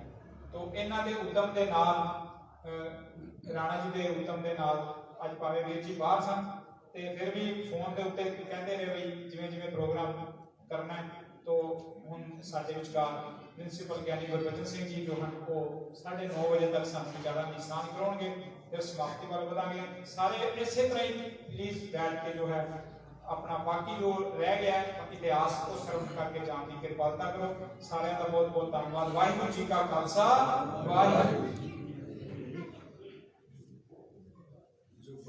ਜੁਗ ਅਟਲ ਸਾਹਿਬ ਸ੍ਰੀ ਗੁਰੂ ਗ੍ਰੰਥ ਸਾਹਿਬ ਜੀ ਦੀ ਪਾਵਨ ਪਵਿੱਤਰ ਗੋਦ ਅੰਦਰ ਨਨਕਾਣਾ ਸਾਹਿਬ ਦੇ ਸ਼ਹੀਦਾਂ ਨੂੰ ਯਾਦ ਕਰਦੇ ਹੋਇਆ ਉਚੇਚੇ ਤੌਰ ਤੇ ਗੁਰਮਤਿ ਗਿਆਨ ਮਿਸ਼ਨਰੀ ਕਾਲਜ ਵਿਖੇ ਇਹ ਸ਼ਾਨਦਾਰ ਦੀਵਾਨ ਸਜਾਇਆ ਗਿਆ ਹੈ, ਜਿਸ ਵਿੱਚ ਆਪ ਛੋਟੇ ਛੋਟੇ ਪਿਆਰੇ ਪਿਆਰੇ ਬੱਚਿਆਂ ਨੇ ਸ਼ਬਦ ਕੀਰਤਨ ਦੁਆਰਾ, ਕਵਿਤਾਵਾਂ ਦੁਆਰਾ, ਬੱਚੇ ਦੀ ਲੈਕਚਰ ਦੁਆਰਾ ਆਪ ਸੰਗਤ ਨੂੰ ਨਿਹਾਲ ਕੀਤਾ। ਉੱਥੇ ਬਹੁਤ ਹੀ ਵੱਡੀਆਂ ਵਿਚਾਰਾਂ ਦੀ ਸਾਂਝ ਵੀਰ ਦਰਸ਼ਨ ਸਿੰਘ ਚੀਮਾ ਕਲਾਂ, ਇਹਨਾਂ ਦਾ ਪਿੰਡ ਚੀਮਾ ਕਲਾਂ, ਉਹਨਾਂ ਨੇ ਨਨਕਾਣਾ ਸਾਹਿਬ ਦੀ ਜੋ ਪਿੱਠ ਭੂਮੀ ਹੈ ਉਹਦਾ ਵਿਸਥਾਰ ਤੁਹਾਡੇ ਨਾਲ ਸਾਂਝਾ ਕੀਤਾ ਵੀ ਇਹ ਨਨਕਾਣਾ ਸਾਹਿਬ ਦਾ ਸਾਕਾ ਕਿਉਂ ਵਾਪਰਿਆ। ਦੂਸਰੇ ਬੁਲਾਰੇ ਸ਼੍ਰੀਮਾਨ ਗਿਆਨੀ ਜਸਪਾਲ ਸਿੰਘ ਜੀ ਜਿਹੜੇ ਕੌਮ ਦੇ ਮਹਾਨ ਵਿਦਵਾਨ ਨੇ, ਜਿਨ੍ਹਾਂ ਦਾ ਲੰਬਾ ਤਜਰਬਾ ਜਿਹੜਾ ਹੈ ਉਹ ਗੁਰਦੁਆਰਿਆਂ ਦਾ, ਉਹਨਾਂ ਨੇ ਜਿਹੜਾ ਪੱਖ ਸਾਡੇ ਸਾਹਮਣੇ ਰੱਖਿਆ ਉਹ ਬੜਾ ਅਹਿਮ। ਇਹ ਉਦਾਸੀ ਮਤ ਇਹ ਨੈਗੇਟਿਵ ਜਾਂ ਪੋਜ਼ਿਟਿਵ ਹੀ ਹੈ। ਇਹਨਾਂ ਦਾ ਜਦੋਂ ਰਾਜ ਭਾਗ ਆਇਆ ਇਹਨਾਂ ਨੇ ਗੁਰਦੁਆਰਿਆਂ ਦੇ ਵਿੱਚ ਆਪਣੀਆਂ ਮੁਨਾਫੀਆਂ ਨੂੰ ਕਾਇਮ ਕਰਨ ਵਾਸਤੇ ਹਰ ਹਰਫਾ ਜਿਹੜਾ ਉਹ ਵਰਤਣਾ ਸ਼ੁਰੂ ਕੀਤਾ। ਇੱਕ ਨਿਗਾਹ ਸ਼ੁਰੂ ਹੋਈ। ਮੇਰਾ ਖਿਆਲ ਹੈ ਕਿ ਲਗਭਗ ਨਨਕਾਣਾ ਸਾਹਿਬ ਦੇ ਸਾਕੇ ਦੇ ਸੰਬੰਧ ਅੰਦਰ ਆਪ ਸੰਗਤ ਨੂੰ ਪੂਰੀ ਜਾਣਕਾਰੀ ਮੁਹੱਈਆ ਜਿਹੜੀ ਹੈ ਬੁਲਾਰੇ ਨੇ ਕਰਵਾਈ ਹੈ। ਉਸ ਸਮੇਂ ਵਾਸਤੇ ਆਪ ਨਾਲ ਕੁਝ ਵਿਚਾਰ ਸਾਂਝੇ ਕਰਨੇ ਹਨ। ਪ੍ਰਥਮ ਫਤਿਹ ਨੂੰ ਪ੍ਰਵਾਨ ਕਰੋ ਤੇ ਗੱਜ ਕੇ ਆਖੋ ਵਾਹਿਗੁਰੂ ਜੀ ਕਾ ਖਾਲਸਾ ਵਾਹਿਗੁਰੂ ਜੀ ਕੀ ਫਤਿਹ। ਗੱਲ ਇਸ ਤਰ੍ਹਾਂ ਜੀ ਵੀ ਗੁਰੂ ਨਾਨਕ ਪਾਤਸ਼ਾਹ ਜੀ ਨੂੰ ਜਦੋਂ ਜਰੂਰ ਪਾਇਆ ਜਾਣ ਲੱਗਾ ਸੀ, ਸਭ ਨੇ ਸਾਥੀ ਸੁਣੀ। ਉਸ ਸਾਖੀ ਦਾ ਤਕਨੀਕੀ ਪੱਖ ਕੀ ਹੈ? ਉਸ ਸਾਖੀ ਦਾ ਤਕਨੀਕੀ ਪੱਖ ਇਹ ਸੀ ਜਾਂ ਇਹ ਹੁੰਦਾ ਸੀ ਜਾਂ ਇਹ ਰਵਾਇਤ ਰਹੀ ਹੈ ਕਿ ਹਿੰਦੂ ਘਰਾਣਿਆਂ ਦੇ ਵਿੱਚ ਜਿਹੜਾ ਵੀ ਕੋਈ ਬੱਚਾ ਜਨਮ ਲੈਂਦਾ ਹੈ, ਉਹ 8-9 ਸਾਲ ਦਾ ਹੋ ਜਾਵੇ, ਉਹਨੂੰ ਘੱਟੋ ਘੱਟ ਇਹ ਅਹਿਸਾਸ ਕਰਾਇਆ ਜਾਵੇ ਕਿ ਪੁੱਤਰਾ ਅੱਜ ਤੋਂ ਬਾਅਦ ਮੈਂ ਸ਼ਬਦ ਜਿਹੜੇ ਵੀ ਵਰਤਾਂਗਾ ਉਹ ਸਮੁੱਚੀ ਕੌਮ ਵਾਸਤੇ ਨਹੀਂ ਹੋਣਗੇ, ਉਹ ਇੱਕ ਸੀਮਤ ਦਾਇਰੇ ਵਾਸਤੇ, ਪਿਆਰੇ ਵਾਸਤੇ ਹੋਣਗੇ। ਉਹ ਚੌਂਕੇ ਵਿੱਚ ਬੈਠ ਕੇ ਇਹ ਸਾਰੇ ਪਰਿਵਾਰਾਂ, ਰਿਸ਼ਤੇਦਾਰਾਂ ਨੂੰ ਇਕੱਠਿਆਂ ਕਰਕੇ ਉਹ 9 ਸਾਲ, 8 ਸਾਲ, 10 ਸਾਲ ਦੀ ਉਮਰ ਵਿੱਚ ਇਹ ਦ੍ਰਿੜ ਕਰਵਾ ਲੈਂਦਾ ਸੀ ਸਿੱਖਾ ਕੰਨ ਔਰ ਬ੍ਰਾਹਮਣ। ਅੱਜ ਤੋਂ ਬਾਅਦ ਮੈਂ ਤੇਰਾ ਗੁਰੂ ਆ ਤੇ ਤੂੰ ਮੇਰਾ ਚੇਲਾ। ਤੂੰ ਮੇਰੇ ਕੋਲ ਪੁੱਛ ਕੇ ਕੰਮ ਕਰਨਾ, ਜਿਹੜਾ ਵੀ ਕਰਨਾ ਹੈ। ਸਭ ਨੂੰ ਪਤਾ ਵੀ ਗੁਰੂ ਸਾਹਿਬ ਜੀ ਨੇ ਜਿਹਨੇ ਉਹ ਕੌਣ ਤੋਂ ਨਾ ਕੀਤੀ। ਇੱਥੋਂ ਵਿਰੋਧ ਦਾ ਸ਼ੁਰੂ ਵਿਚਾਰਧਾਰਾ, ਸਿਧਾਂਤ। ਜਦੋਂ ਆਪਾਂ ਕੋਈ ਹਿੰਦੂ ਨਾਂ ਲੈਂਦੇ ਹਾਂ ਤੇ ਸਮੁੱਚੀ ਕੌਮ ਦਾ ਨਹੀਂ, ਸਮੁੱਚੀ ਮਨੁੱਖਤਾ ਨਹੀਂ ਹੈ, ਇਹ ਉਸ ਪਿਆਰੀ ਲਈ ਹੈ ਜਿਹੜਾ ਉਹਨਾਂ ਨੂੰ ਲੁੱਟ ਰਿਹਾ। ਸਾਡੇ ਵਿੱਚ ਵੀ ਕੈਟਾਗਰੀ ਅੱਜ ਦਸਰਾਂ ਦੀ ਆ ਗਈ ਹੈ, ਯਾਨੀ ਇਸ਼ਬਾਤ ਸਿੰਘ ਜੀ ਇਸ਼ਾਰਾ ਕਰ ਗਏ ਨੇ। ਸਾਡੇ ਵੀ ਜਿਹੜੇ ਆਗੂ ਨੇ ਕੋਈ ਉਹਨਾਂ ਤੋਂ ਘੱਟ ਨਹੀਂ। ਇਹ ਚਲਾਕ ਗਿਣਤੀ ਵਾਲਾ ਪੰਡਤ ਆਗੂ ਇਸ ਗੱਲ ਵਿੱਚ ਇਹ ਸੋਚਦਾ ਰਿਹਾ ਕਿ ਮੈਂ ਕਿਹੜਾ ਤਰੀਕਾ ਵਰਤਾਂ ਕਿ ਸਾਡੀਆਂ ਜਿਹੜੀਆਂ ਪਿਤਾ ਪੁਰਖੀ ਰਵਾਇਤਾਂ ਨੇ ਉਹ ਕਾਇਮ ਰਹਿ ਸਕਣ। ਇਹਨਾਂ ਨੂੰ ਇੱਕ ਸਮਾਂ ਮਿਲਿਆ ਗੁਰੂ ਅਮਰਦਾਸ ਮਹਾਰਾਜ ਦੇ ਸਮੇਂ। ਕਦੋਂ? ਜਦੋਂ ਅਕਬਰ ਲਾਹੌਰ ਹੁੰਦਾ ਹੈ। ਹੁਣ ਖਿਆਲ ਕਰਿਓ, ਉਸ ਵੇਲੇ 2 ਬੰਦਿਆਂ ਦੀਆਂ ਸ਼ਿਕਾਇਤਾਂ ਨਹੀਂ ਹੁੰਦੀਆਂ, ਇੱਕ ਇਸਲਾਮ ਮਤ ਦੇ ਪੁਜਾਰੀ ਦੀ ਤੇ ਇੱਕ ਹਿੰਦੂ ਮਤ ਦੇ ਪੁਜਾਰੀ। ਇਹਨਾਂ 2 ਪੁਜਾਰੀਆਂ ਨੇ ਲਾਹੌਰ ਅਕਬਰ ਬਾਦਸ਼ਾਹ ਦੇ ਕੋਲੇ ਸ਼ਿਕਾਇਤਾਂ ਕੀਤੀਆਂ ਕਿ ਜਿਹੜੀ ਇਹ ਵਿਚਾਰਧਾਰਾ ਹੈ ਗੁਰੂ ਨਾਨਕ ਪਾਤਸ਼ਾਹ ਜੀ ਦੀ, ਇਹ ਸਰਕਾਰ ਲਈ ਵੀ ਖਤਰਨਾਕ ਹੈ, ਇਹ ਸਾਡੇ ਧਰਮਾਂ ਲਈ ਵੀ ਖਤਰਨਾਕ ਹੈ। ਇਸ ਵਾਸਤੇ ਬੰਦ ਕੀਤਾ ਜਾਵੇ। ਇਹ ਤੁਹਾਨੂੰ ਪਤਾ ਵੀ ਉਸ ਵੇਲੇ ਗੁਰੂ ਅਮਰਦਾਸ ਮਹਾਰਾਜ ਜੀ ਨੇ ਬਹੁਤ ਯੋਗ ਜਾਣਦਿਆਂ ਹੋਇਆਂ ਭਾਈ ਜੇਠਾ ਜੀ ਨੂੰ ਲਾਹੌਰ ਭੇਜੇ। ਤੇ ਤੁਸੀਂ ਖਿਆਲ ਕਰਿਓ, ਇੱਕ ਪਾਸੇ ਦਿੱਲੀ ਦਾ ਬਾਦਸ਼ਾਹ ਅਕਬਰ ਬੈਠਾ ਹੋਵੇ, ਉਹਦੀ ਬਿਊਰੋਕ੍ਰੇਸੀ ਹੋਵੇ, ਦੂਸਰੇ ਪਾਸੇ ਸਟੇਟ ਗਵਰਨਮੈਂਟ ਜਿਹੜੀ ਹੈ ਵੀ ਪੰਜਾਬ ਦੀ ਸੂਬੇਦਾਰ, ਜਿਵੇਂ ਆਪਾਂ ਗਵਰਨਰ ਕਹਿੰਦੇ ਨੇ ਲਾਹੌਰ ਦਾ, ਉਹ ਹੋਵੇ, ਉਹਦੀ ਸਾਰੀ ਬਿਊਰੋਕ੍ਰੇਸੀ ਹੋਵੇ, ਅਫਸਰਸ਼ਾਹੀ ਹੋਵੇ। ਦੂਜੇ ਪਾਸੇ ਭਾਈ ਜੇਠਾ ਜੀ। ਤੁਸੀਂ ਆਪ ਅੰਦਾਜ਼ਾ ਲਗਾਓ ਕਿ ਭਾਈ ਜੇਠਾ ਜੀ ਨੇ ਇਹਨਾਂ ਅਫਸਰਾਂ ਨਾਲ, ਵਜ਼ੀਰਾਂ ਨਾਲ ਅੱਖ 'ਚ ਅੱਖ ਪਾ ਕੇ ਗੱਲ ਕੀਤੀ। ਤਸੱਲੀ ਹੋਈ। ਅਕਬਰ ਬਾਦਸ਼ਾਹ ਆਪ ਗੋਇੰਦਵਾਲ ਦੀ ਧਰਤੀ ਉੱਤੇ ਆਇਆ ਕਿ ਜੋ ਤੁਸੀਂ ਕੰਮ ਕਰ ਰਹੇ ਹੋ ਸਮਾਜ ਵਾਸਤੇ, ਧਰਮਾਂ ਦੇ ਪ੍ਰਤੀ, ਉਹ ਬਹੁਤ ਉੱਚ ਪਾਇਦੇ ਨੇ। ਮੈਂ ਉਹਨਾਂ ਦੀ ਸ਼ਲਾਘਾ ਕਰਦਾ ਹਾਂ ਤੇ ਉਹ ਆਪ ਗੋਇੰਦਵਾਲ ਆਇਆ। ਸਭ ਨੂੰ ਪਤਾ ਨਾ ਗੋਇੰਦਵਾਲ ਜਦੋਂ ਆਇਆ ਤੇ ਗੁਰੂ ਅਮਰਦਾਸ ਮਹਾਰਾਜ ਜੀ ਨੇ ਉਹਦੇ ਕੋਲ ਕੁਝ ਕੰਮ ਕਰਵਾਇਆ। ਗੁਰੂ ਅਮਰਦਾਸ ਮਹਾਰਾਜ ਜੀ ਨੇ ਕਿਹਾ ਕਿ ਤੂੰ ਬਾਦਸ਼ਾਹ ਨੀਂਹ ਨਹੀਂ ਪਿਆ, ਔੜ ਲੱਗੀ ਹੈ, ਕਿਸਾਨਾਂ ਦਾ ਮਾਮਲਾ ਜਿਹੜਾ ਮਾਲੀਆ ਨਾ ਉਹ ਮੁਆਫ। ਦੂਸਰਾ, ਵਿਧਵਾ ਵਿਆਹ ਦੇ ਲੋਕ ਖਤਮ ਕਰ, ਸਦੀ ਰਸਮ ਜਿਹੜੀ ਹੈ ਉਹ ਬੰਦ ਕਰ, ਤੇ ਇੱਕ ਜਿਹੜਾ ਗੈਰ ਮੁਸਲਮਾਨਾਂ ਉੱਤੇ ਟੈਕਸ ਲਾਇਆ, ਜਜ਼ੀਆ ਲਾਇਆ, ਕਿ ਉਹ ਬੰਦ ਕਰ। ਇਤਿਹਾਸ ਗਵਾਹ ਤੁਸੀਂ ਸਭ ਨੇ ਪੜ੍ਹਿਆ। ਰੰਗਜ਼ੇਬ ਆਪਣੇ ਅਕਬਰ ਬਾਦਸ਼ਾਹ ਮਜਬੂਰ ਹੋਇਆ, ਉਹਨੇ ਸਾਰੇ ਜਿਹੜੇ ਕਿ ਨਾਲ ਦੀ ਨਾਲ ਕੀ ਹਦਾਇਤਾਂ ਕੀਤੀਆਂ। ਉਸ ਤੋਂ ਅੱਗੇ ਚੱਲੀਏ, ਗੁਰੂ ਗੋਬਿੰਦ ਸਿੰਘ ਮਹਾਰਾਜ ਦਾ ਸਮਾਂ ਹੁੰਦਾ, ਬੰਦਾ ਸਿੰਘ ਬਹਾਦਰ ਦਾ ਸਮਾਂ ਹੁੰਦਾ ਹੈ। ਹੁਣ ਜਿਹੜਾ ਉਹ ਪੁਜਾਰੀ ਹੈ, ਉਹ ਕਹਿੰਦਾ ਵੀ ਉਹ ਮੈਂ ਕੋਈ ਤਰੀਕਾ ਵਰਤਾਂ ਵੀ ਜਿਸ ਤਰੀਕੇ ਦੇ ਨਾਲ ਸਿੱਖ ਜਿਹੜੇ ਨੇ ਉਹ ਗੁਰੂ ਗ੍ਰੰਥ ਸਾਹਿਬ ਦੀ ਵਿਚਾਰਧਾਰਾ ਟੁੱਟ ਜਾਣ। ਪਤਾ ਕਿਹੜਾ ਕੰਮ ਕੀਤਾ ਉਹਨੇ? ਉਸ ਪੁਜਾਰੀ ਨੇ ਇੱਕ ਕਿਤਾਬ ਲਿਖੀ, ਇੱਕ ਗ੍ਰੰਥ ਤਿਆਰ ਕਰਾਇਆ। ਉਸ ਗ੍ਰੰਥ ਦਾ ਨਾਮ ਗੁਰਬਲਾਬ ਪਾਤਸ਼ਾਹੀ ਛੇਵੀਂ। ਇਹਦਾ ਸਮਾਂ ਵਿਦਵਾਨਾਂ ਨੇ ਇਹ ਲਗਭਗ 1718 ਦਾ ਲਿਖਿਆ ਆ। ਵਿਦਵਾਨਾਂ ਨੇ ਵੱਖ-ਵੱਖ ਰਾਏ ਹੈ। ਇਹ ਵੀ ਸਾਨੂੰ ਜ਼ਿਕਰ ਮਿਲਦਾ ਕਿ 1929 ਦੇ ਵਿੱਚ ਇਸ ਪੁਸਤਕ ਦੇ ਉੱਤੇ ਸ਼੍ਰੋਮਣੀ ਕਮੇਟੀ ਨੇ ਬੈਨ ਲਾ ਦਿੱਤਾ ਸੀ। ਇਹ ਵੀ ਸਾਨੂੰ ਹੁਣ ਮਿਲਦਾ ਵੀ ਉਸ ਪੁਸਤਕ ਨੂੰ 1999 ਵਿੱਚ 14 ਸਾਡੇ ਵਿਦਵਾਨਾਂ ਨੇ ਭੂਮਿਕਾ ਲਿਖ ਕੇ ਇਹ ਗੱਲ ਕਹੀ ਕਿ ਇਹ ਕਿਤਾਬ ਬਹੁਤ ਲਾਹੇਵੰਦ ਹੈ। ਉਹ ਕਿਤਾਬ ਵਾਪਸ ਲੈਣੀ। ਗੁਰਬਲਾ ਪਾਤਸ਼ਾਹ ਛੇਵੀਂ ਜਿਹੜਾ ਗ੍ਰੰਥ ਹੈ ਇਹਦੀ ਗੁਰੂ ਗ੍ਰੰਥ ਸਾਹਿਬ ਦੇ ਬਰਾਬਰ ਗੁਰਦੁਆਰੇ ਦੀ ਕਥਾ ਹੋਣੀ ਸ਼ੁਰੂ ਹੋਈ। ਜਦੋਂ ਇਹਦੀ ਕਥਾ ਹੋਣੀ ਸ਼ੁਰੂ ਹੋਈ ਤੇ ਜਿਵੇਂ ਸ਼੍ਰੀਮਾਨ ਗਿਆਨੀ ਜਸਪਾਲ ਸਿੰਘ ਜੀ ਹੁਣਾਂ ਦੱਸਿਆ ਹੈ ਕਿ ਗੁਰਦੁਆਰਿਆਂ ਦਾ ਢਾਂਚਾ ਆਪਣੇ ਆਪ ਹੀ ਮੰਦਰਾਂ ਦੇ ਵਿੱਚ ਤਬਦੀਲ ਹੋਣਾ ਸ਼ੁਰੂ ਹੋ ਗਿਆ। ਦੂਸਰਾ, ਸਿੰਘ ਚਲੇ ਗਏ ਜੰਗਲਾਂ ਵਿੱਚ। ਖੇਡਾ ਜਸਾ ਟੱਟੂ ਆਜੂ ਨੂੰ ਸਕਾਠੀ ਪਾਏ ਰਸਰੂ ਲਗਾਮ ਜੂ ਰਸਰੂ ਰਕਾਬ ਜੂ ਪਾਟਿਆ ਸਕਛਰੂ ਨੀਰੂ ਸਰ ਪਗਲੂ ਤੀਜਾ ਸਾ ਪਗਲੂ ਬਣਾਇਆ ਸਿਰ ਤਾਜ ਜੂ ਨਾਮ ਤੋਂ ਅਕਲੂ ਪਰ ਫਿਰੇ ਬੁਰੇ ਹਾਲੂ ਲੂਟ ਕੂਟ ਖਾਵਣ ਕੋ ਡਾਢੇ ਸਿਰ ਤਾਜ ਜੂ। ਇਹ ਹਾਲਾਤ ਸਨ। ਖੇਡਾ ਜਸਾ ਟੱਟੂ ਆਜੂ ਨੂੰ ਸਕਾਠੀ ਪਾਏ ਰਸਰੂ ਲਗਾਮ ਜੂ ਰਸਰੂ ਰਕਾਬ ਜੂ ਪਾਟਿਆ ਸਕਛਰੂ ਨੀਰੂ ਸਰ ਚਾਦੜੂ ਤੀਜਾ ਸਾ ਪਗਲੂ ਬਣਾਇਆ ਸਿਰ ਤਾਜ ਜੂ ਨਾਮ ਤੋਂ ਅਕਾਲੂ ਪਰ ਫਿਰੇ ਬੁਰੂ ਹਾਲੂ ਲੂਟ ਕੂਟ ਖਾਵਣ ਕੋ ਡਾਢੇ ਸਿਰ ਤਾਜ ਜੂ। ਇਹ ਹਾਲਾਤ ਸਨ। ਗੁਰਦੁਆਰਿਆਂ ਦਾ ਪ੍ਰਬੰਧ ਜਿਹੜਾ ਹੈ ਉਹ ਇਹਨਾਂ ਮਹੰਤਾਂ ਦੇ ਕੋਲ ਪਿਤਾ ਪੁਰਖੀ ਆ ਗਿਆ। ਅੱਛਾ, ਕੁਝ ਮਹੰਤ ਚੰਗੇ ਵੀ, ਕੁਝ ਮਹੰਤ ਮਾੜੇ ਵੀ। ਇਹ ਸਾਰਾ ਸਿੰਘ ਜਿਹੜੇ ਆ ਕਿ ਜੰਗਲਾਂ ਵਿੱਚ ਚਲੇ ਗਏ। ਇਹਨਾਂ ਕੋਲੇ ਗੁਰਦੁਆਰਿਆਂ ਦੇ ਇਹ ਸਾਰੇ ਕਬਜ਼ੇ ਆ ਗਏ। ਜਿਸ ਤਰ੍ਹਾਂ ਵੀਰ ਦਰਸ਼ਨ ਸਿੰਘ ਨੇ ਦੱਸਿਆ ਹੈ ਕਿ ਅੰਗਰੇਜ਼ ਸਰਕਾਰ ਨੇ ਜਦੋਂ ਇਹ ਦੇਖਿਆ 9 ਫਰਵਰੀ ਨੂੰ ਵੀ ਸਭਰਾਵਾਂ ਦੇ ਮੈਦਾਨ ਵਿੱਚ ਸਿਪਾਹੀ ਜਿਹੜਾ ਕਿ ਉਹ ਜ਼ਖਮੀ ਹਾਲਤ ਵਿੱਚ ਪਿਆ ਆ, ਹੱਥ ਕੱਟਿਆ, ਪੈਰ ਕੱਟਿਆ। ਅੰਗਰੇਜ਼ ਕਹਿੰਦਾ ਕੈਪਟਨ ਮਰੇ ਕਹਿੰਦਾ ਕਿ ਹਥਿਆਰ ਛੱਡ ਦੇ। ਉਹ ਕਹਿੰਦਾ ਪੰਥ ਦਾ ਹੁਕਮ ਨਹੀਂ ਗਿਆ। ਉਹਨੇ ਮੱਥੇ ਨੂੰ ਮਾਰਿਆ, ਹੱਥ ਨੂੰ ਬੰਦਾ ਜ਼ਖਮੀ ਆ, ਕਿਹੜੇ ਪੰਥ ਦਾ ਹੁਕਮ ਡਿੱਗਦਾ ਇਹ? ਉਹਨਾਂ ਨੇ ਜਦੋਂ ਡੂੰਘੇ ਵਿਚਾਰ ਨਾਲ ਸਮਝਿਆ, ਉਹਨਾਂ ਕਿਹਾ ਕਿ ਇਹਨਾਂ ਦਾ ਪੰਥ ਹੈ ਨਾ ਉਹਦੀ ਸਮਝ ਗੁਰੂ ਗ੍ਰੰਥ ਸਾਹਿਬ ਤੋਂ ਆਉਂਦੀ ਹੈ ਤੇ ਕਿਉਂ ਨਾ ਇਹਨਾਂ ਨੂੰ ਗੁਰੂ ਗ੍ਰੰਥ ਸਾਹਿਬ ਦੇ ਨਾਲੋਂ ਜਿਹੜਾ ਕਿ ਉਹ ਤੋੜਿਆ ਜਾਵੇ।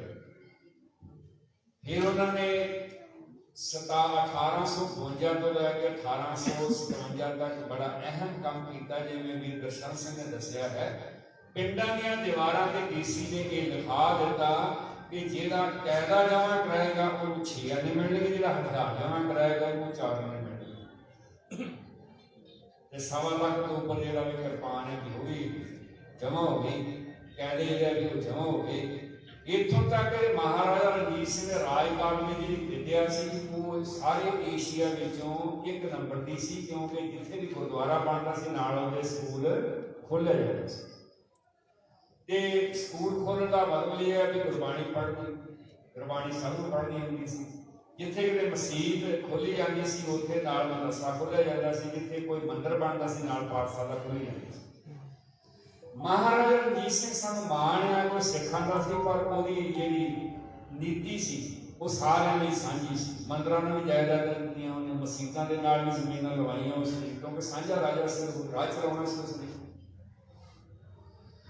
ਤੋ ਇਹ ਜਿਹੜੇ ਮਹੰਤ ਸੀ, ਇਹ ਬੇਸਿਕ ਜਿਹੜਾ ਇਹਨਾਂ ਦਾ ਬੇਸ ਹੈ ਉਹ ਸਾਰਾ ਜਿਹੜੇ ਹਿੰਦੂ ਪਿਆਰੀ ਹੈ, ਮੈਂ ਸ਼ਬਦ ਵਰਤ ਰਿਹਾ ਉਹ ਸਾਰਿਆਂ ਲਈ ਨਹੀਂ ਹੈ, ਕੇਵਲ ਸਨਾਤਨੀ ਮਤ ਦਾ ਆਗੂ ਹੈ, ਉਹਦੇ ਨੂੰ ਸੰਬੋਧਨ ਕਰ ਰਹੇ। ਸਾਰੇ ਸਾਡੇ ਵੀਰ ਚੰਗੇ ਹੈ, ਕੋਈ ਐਸੀ ਕੋਈ ਬਾਤ ਨਹੀਂ ਹੈ।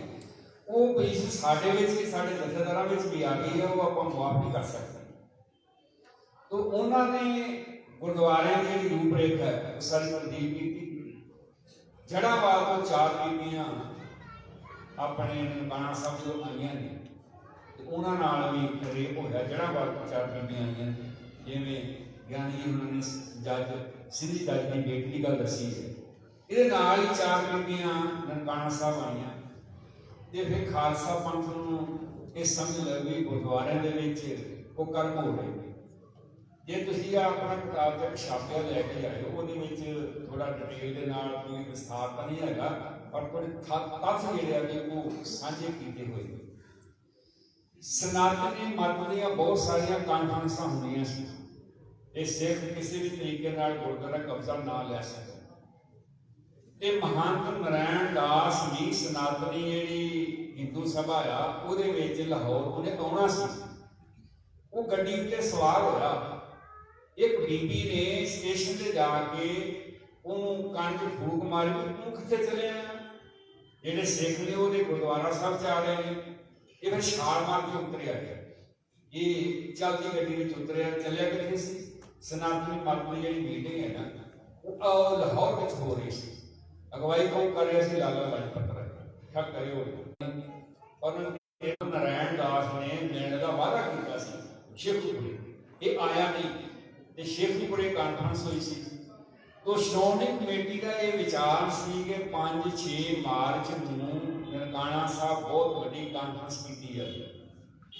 ਅੰਦਰਲੇ ਖਾਤੇ ਮਹੰਤ ਨਾਰਾਇਣ ਦਾਸ ਇਹ ਸਮਝਦਾ ਸੀ ਕਿ ਜੇ ਇਹ ਕਾਨਫਰੰਸ ਵਿੱਚ ਆਉਣ ਤੇ ਮੀਟਿੰਗ ਦੇ ਬਹਾਨੇ ਜਿੰਨੇ ਵੀ ਇਹਨਾਂ ਦੇ ਚੋਟੀ ਦੇ ਆਗੂ ਆ ਉਹਨਾਂ ਨੂੰ ਬੁਲਾ ਕੇ ਉਹਨਾਂ ਦਾ ਕਤਲ ਕੀਤਾ ਜਾਵੇ।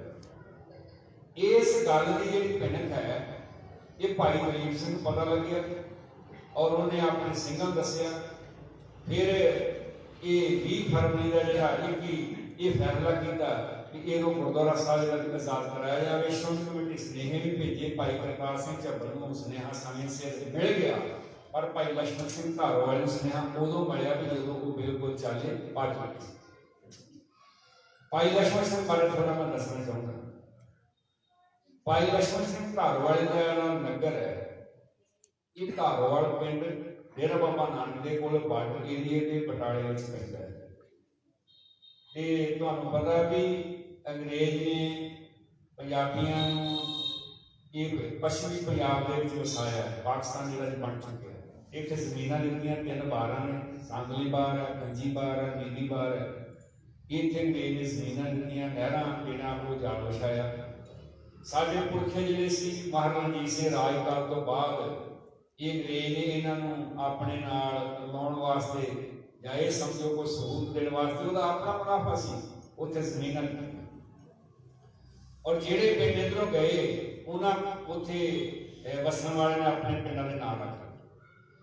भाई लक्ष्मण सिंह धारोवाले ये विधवा जिहड़ियां इस्त्रियां सी उहदा एक आश्रम चलाउंदे सी, भैयंगन आश्रम।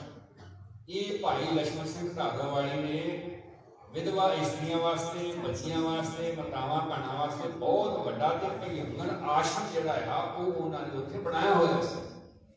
और इत्थों तक कि भाई लक्ष्मण सिंह ने इस्त्री कानफ्रेंस भी की सी उस जमाने में। ये ननकाना साहब के साके तो पहला ये बहुत वड्डी क्रांति सी। भाई लक्ष्मण सिंह की घरवाली का नाम बीबी इंद्र कौर सी। इन्होंने संतान कोई नहीं सी। इन्होंने रंगरेटे परिवार विचों एक मंगल सिंह का बच्चा लिया, उस बच्चे की परवरिश की ते पाकिस्तान बन तो बाद बोधरवाल बटाले तो 8 किलोमीटर दूर है, उत्थे आण के इन्होंने मुड़के जमीन इन्होंने अलाट हुई। और उस परिवार के विचों सुनिया मैं चंडीगढ़ पिछे भी एक बच्चा भी SP अमृतसर में लगे है। ये परिवार जिहड़ा भी उत्थे बीबी इंद्र कौर ने और रंगरेटे बच्चे नूं मंगल सिंह की जिहड़ी पालना पोषण की। जदों ये भाई लक्ष्मण सिंह, भाई दयाल सिंह की जथा लैके चले ने स्नेहा मिलिया, इन्होंने स्नेहे नूं पंथ दा हुक्म समझ के मन्निया। वो कहते ठीक है उत्थे दी गल है मुक्ति गल एक फर्ज है कि ननकाना साहब की धरती उत्ते आए हाँ, चलो आपां जाके महाराज का दर्शन करिए, मत्था टेक चलिए। सारे कहने कि बिल्कुल ठीक है, जगारा बुलाओ जी। ये कोई कब्जा लेने वास्ते नहीं गए है, ये 510 श्रोमणी कमेटी का हुक्म मान के इन्होंने ख्याल कर दिता। ये चले मुड़ के मत्था टेकने वास्ते गए सारे उतों। जो मत्था टेक गए क्योंकि श्रोमणी कमेटी ने फैसला किया है कि आप बाद में जो वो कब्जे जी गल बाद करांगे। भाई टहर सिंह ने कहा, फिर ये दरबार साहब गए, जो मुख वाक लिया उत्थे जाके इशनान किया तो महंत के दिमाग में आया कि कब्जा लैण वास्ते 400 बंदा उन्हें भर्ती किया होया सी। दर्शन जोड़ के दरवाजे बंद कर देंगे। फिर जो वन ठोक हुई है भी 150 के करीब सिंह जिहड़े आ भी वो शहीद होए। इत्थों तक कि भाई गरीब सिंह ने आड़ी दे पा के शहीद किया, हाहाकार मच गई। अगले दिन भाई करतार सिंह झब्बर, भाई करतार सिंह झब्बर एक ऐसा सिख है जिहड़ा नेता प्रति अपनी डायरी लिखती सी और सरहंद रखती सी। बहुत ये सिद्धी सिख सी जिन्हें इस मूवमेंट बड़ा बड़ा जिहड़ा भी कोई योगदान वो पाया। फिर 23 फरवरी को पंजाब दीयां जथेबंदियां एक ख्याल करना हो ननकाना साहब का साका होया ना उदों को संत सी ना उदों को डेरा सी ते ना कोई इदां दा कोई आगू सी जिहड़ा जाके उत्थे ये गल करदा सिख सिद्धांत की गल करदा। सिख सिद्धांत की गल करने वास्ते ना को टकसाल सी ना को उदों डेरा सी ना को उदों साध हैगा सी कि जिहड़ा सिख मुद्दे की गल करे। ये तां 47 तो बाद कांग्रेस ने जिहड़े भी पैदा कीती। हुण खैर कर जदों ये 23 फरवरी को खालसा पंथ इकट्ठा होया है उत्थे 119 खोपड़ियां जिहड़ियां कि वो इकट्ठियां कीतियां, बाकी बहुत नुकसान होया। टोकरे दे विच 3 टोकरे मास दे भरे ते कुछ टोकरियां हड्डियां दीयां भरियां, वो सारियां इकट्ठियां करके जिहड़े वीर ननकाना साहब गए आ, मैं तो 3 वारी जाणिया उत्थे शहीद गंज एक जगह पर जिथे सारिया हड्डियां एक थां इकट्ठा किया, सारा सिख आवाम लीडरशिप जी कोल बैठी है उन्होंने अग के हवाले किया। अपने अग्न भेट का पूजा है, अग के हवाले किया, अग की पूजा नहीं की बल्कि अग के हवाले किया। जदों उन्होंने सिंघां दीयां जिहड़ी हड्डियां ने मास आ उन्होंने अग के हवाले किया, लाटां निकलियां, धुआं निकलिया। उत्थे फिर साडे पुरखियां ने बह के फैसला किया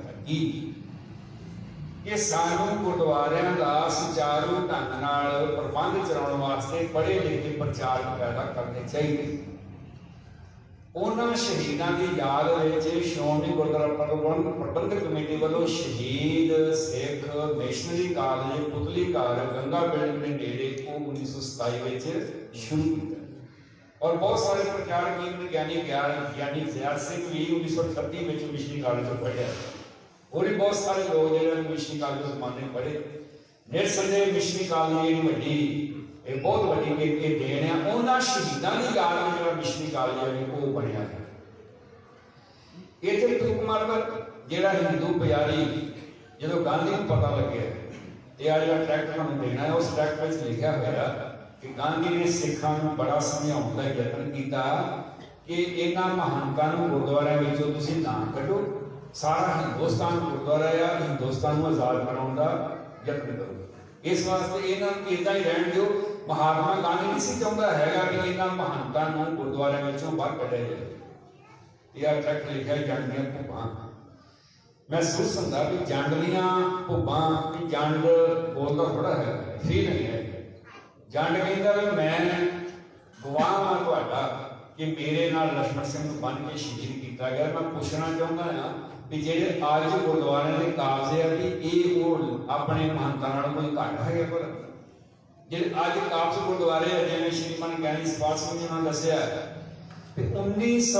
2003 विच नानकशाही कैलेंडर जिहड़ा भी लागू हुंदा है मुड़ के 5 सालों बाद कहंदे भी ना ना ये आपां लागू नहीं करता। गुरबला श्री श्रोमणी कमेटी ने दोबारा छड्ड के मुड़ के वापस लैनी पई। हुण तक जिन्ने भी साडे जिहड़े सिख मुद्दों की गल करे कोई जमाना सी श्रोमणी गुरुद्वारा प्रबंधक कमेटी को चिट्ठी पा के पूछा जाता सी कोई जवाब देंदी सी। अजकल कोई जवाब देने वाला ही नहीं।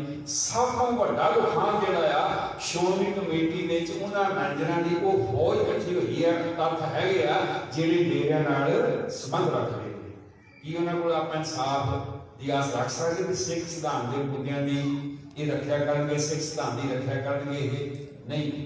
ये ननकाना साहब का साका सानूं हमेशा जिहड़ा है कि वो याद कराउंदा रहेगा कि सिख सिद्धांत के खातर गुरुद्वारियां के प्रबंध सुचारू ढंग नाल चलाउण वास्ते उन्होंने सारी जिहड़ी है कि वो शहीदी दी है। एक अज मैं तुहानूं खबर भी दसनी चाहता हाँ कि भाई तरसेम सिंह जी दिल्ली गुरुद्वारा प्रबंधक कमेटी के वो धर्म प्रचार कमेटी चेयरमैन से ਉਹ ਧਰਮ ਪ੍ਰਚਾਰ ਕਮੇਟੀ ਚੇਅਰਮੈਨ ਹੁੰਦੇ ਸੀ। ਉਹਨਾਂ ਜ਼ਮਾਨਿਆਂ ਵਿੱਚ ਬੰਗਲਾ ਸਾਹਿਬ ਤੋਂ ਕਥਾ ਦੀ ਵਿਚਾਰ ਹੁੰਦੀ ਸੀ, ਉਹਨਾਂ ਦੀ ਬਗੌਰ ਸਿਧਾਂਤਕ ਪ੍ਰਚਾਰ ਵੀ ਜਾਂਦੀ ਸੀ। ਅੱਜ ਸ਼੍ਰੋਮਣੀ ਗੁਰਦੁਆਰਾ ਪ੍ਰਬੰਧਕ ਕਮੇਟੀ ਔਰ ਦਿੱਲੀ ਗੁਰਦੁਆਰਾ ਪ੍ਰਬੰਧਕ ਕਮੇਟੀ ਔਰ ਇਹਨਾਂ ਵਿੱਚ ਜਿਹੜੇ ਕਥਾ ਦੀ ਵਿਚਾਰ ਹੁੰਦੀ ਬੰਗਲਾ ਸਾਹਿਬ ਤੋਂ ਮੰਜੀ ਸਾਹਿਬ ਤੋਂ, ਮੇਰਾ ਖਿਆਲ ਹੈ ਕਿ ਕਦੇ ਹੀ ਕੋਈ ਵਿਦਵਾਨ ਉੱਥੇ ਆਉਂਦਾ ਹੈ, ਨਹੀਂ ਤਾਂ ਉਹ ਜਿਹੜੀਆਂ ਪੁਰਾਣੀਆਂ ਸਾਖੀਆਂ ਜਾਂ ਉਹ ਮਨ ਘੜਤ ਕਪੌੜ ਜਿਹੜਾ ਵੀ ਉਹ ਸਾਨੂੰ ਇਹਨਾਂ ਦੋਨਾਂ ਸਟੇਜਾਂ ਸੁਣਨ ਨੂੰ ਮਿਲਦੇ ਹੈ। तो सरदार तरसेम सिंह होना का बड़ा बड़ा योगदान सी। आज शामी 7 बजे वो अचानक चढ़ाई कर गए। अपने सरदार तरसेम सिंह धर्म प्रचार कमेटी के साबका चेयरमैन सन। अचानक वो हुणे पता लगे यार वो खैर ये परमात्मा का हुक्म है, उसका भाना है। एक खबर तुहाडे नाल मैं साझी कर रहा हाँ। आज असीं शहीदां नूं याद कीता कि बनते कदे नहीं इतिहास इस गले कि असीं राज में किन्ने पूर जमे, आने वाली पीढ़ियां पुछना ना कि कौम ने बहुते मंसूर जमे। इस वास्ते गुरु प्यारे वाले ननकाना साहब के शहीदां नूं सजदा है। उन्होंने आहुति अपनी कुर्बानी दी, शहादत दी, ये गुरुद्वारे में आजाद कराया। समूचे तौर पर तुहाडे सारिਆਂ ਦਾ मैं धन्यवाद करता हाँ। तुसीं बड़ी एकाग्रचित होकर सारिया विचारों में श्रवण किया। भुलां चूकां दी क्षमा प्यारिओ। गज के आखो जी वाहिगुरू जी का खालसा वाहिगुरू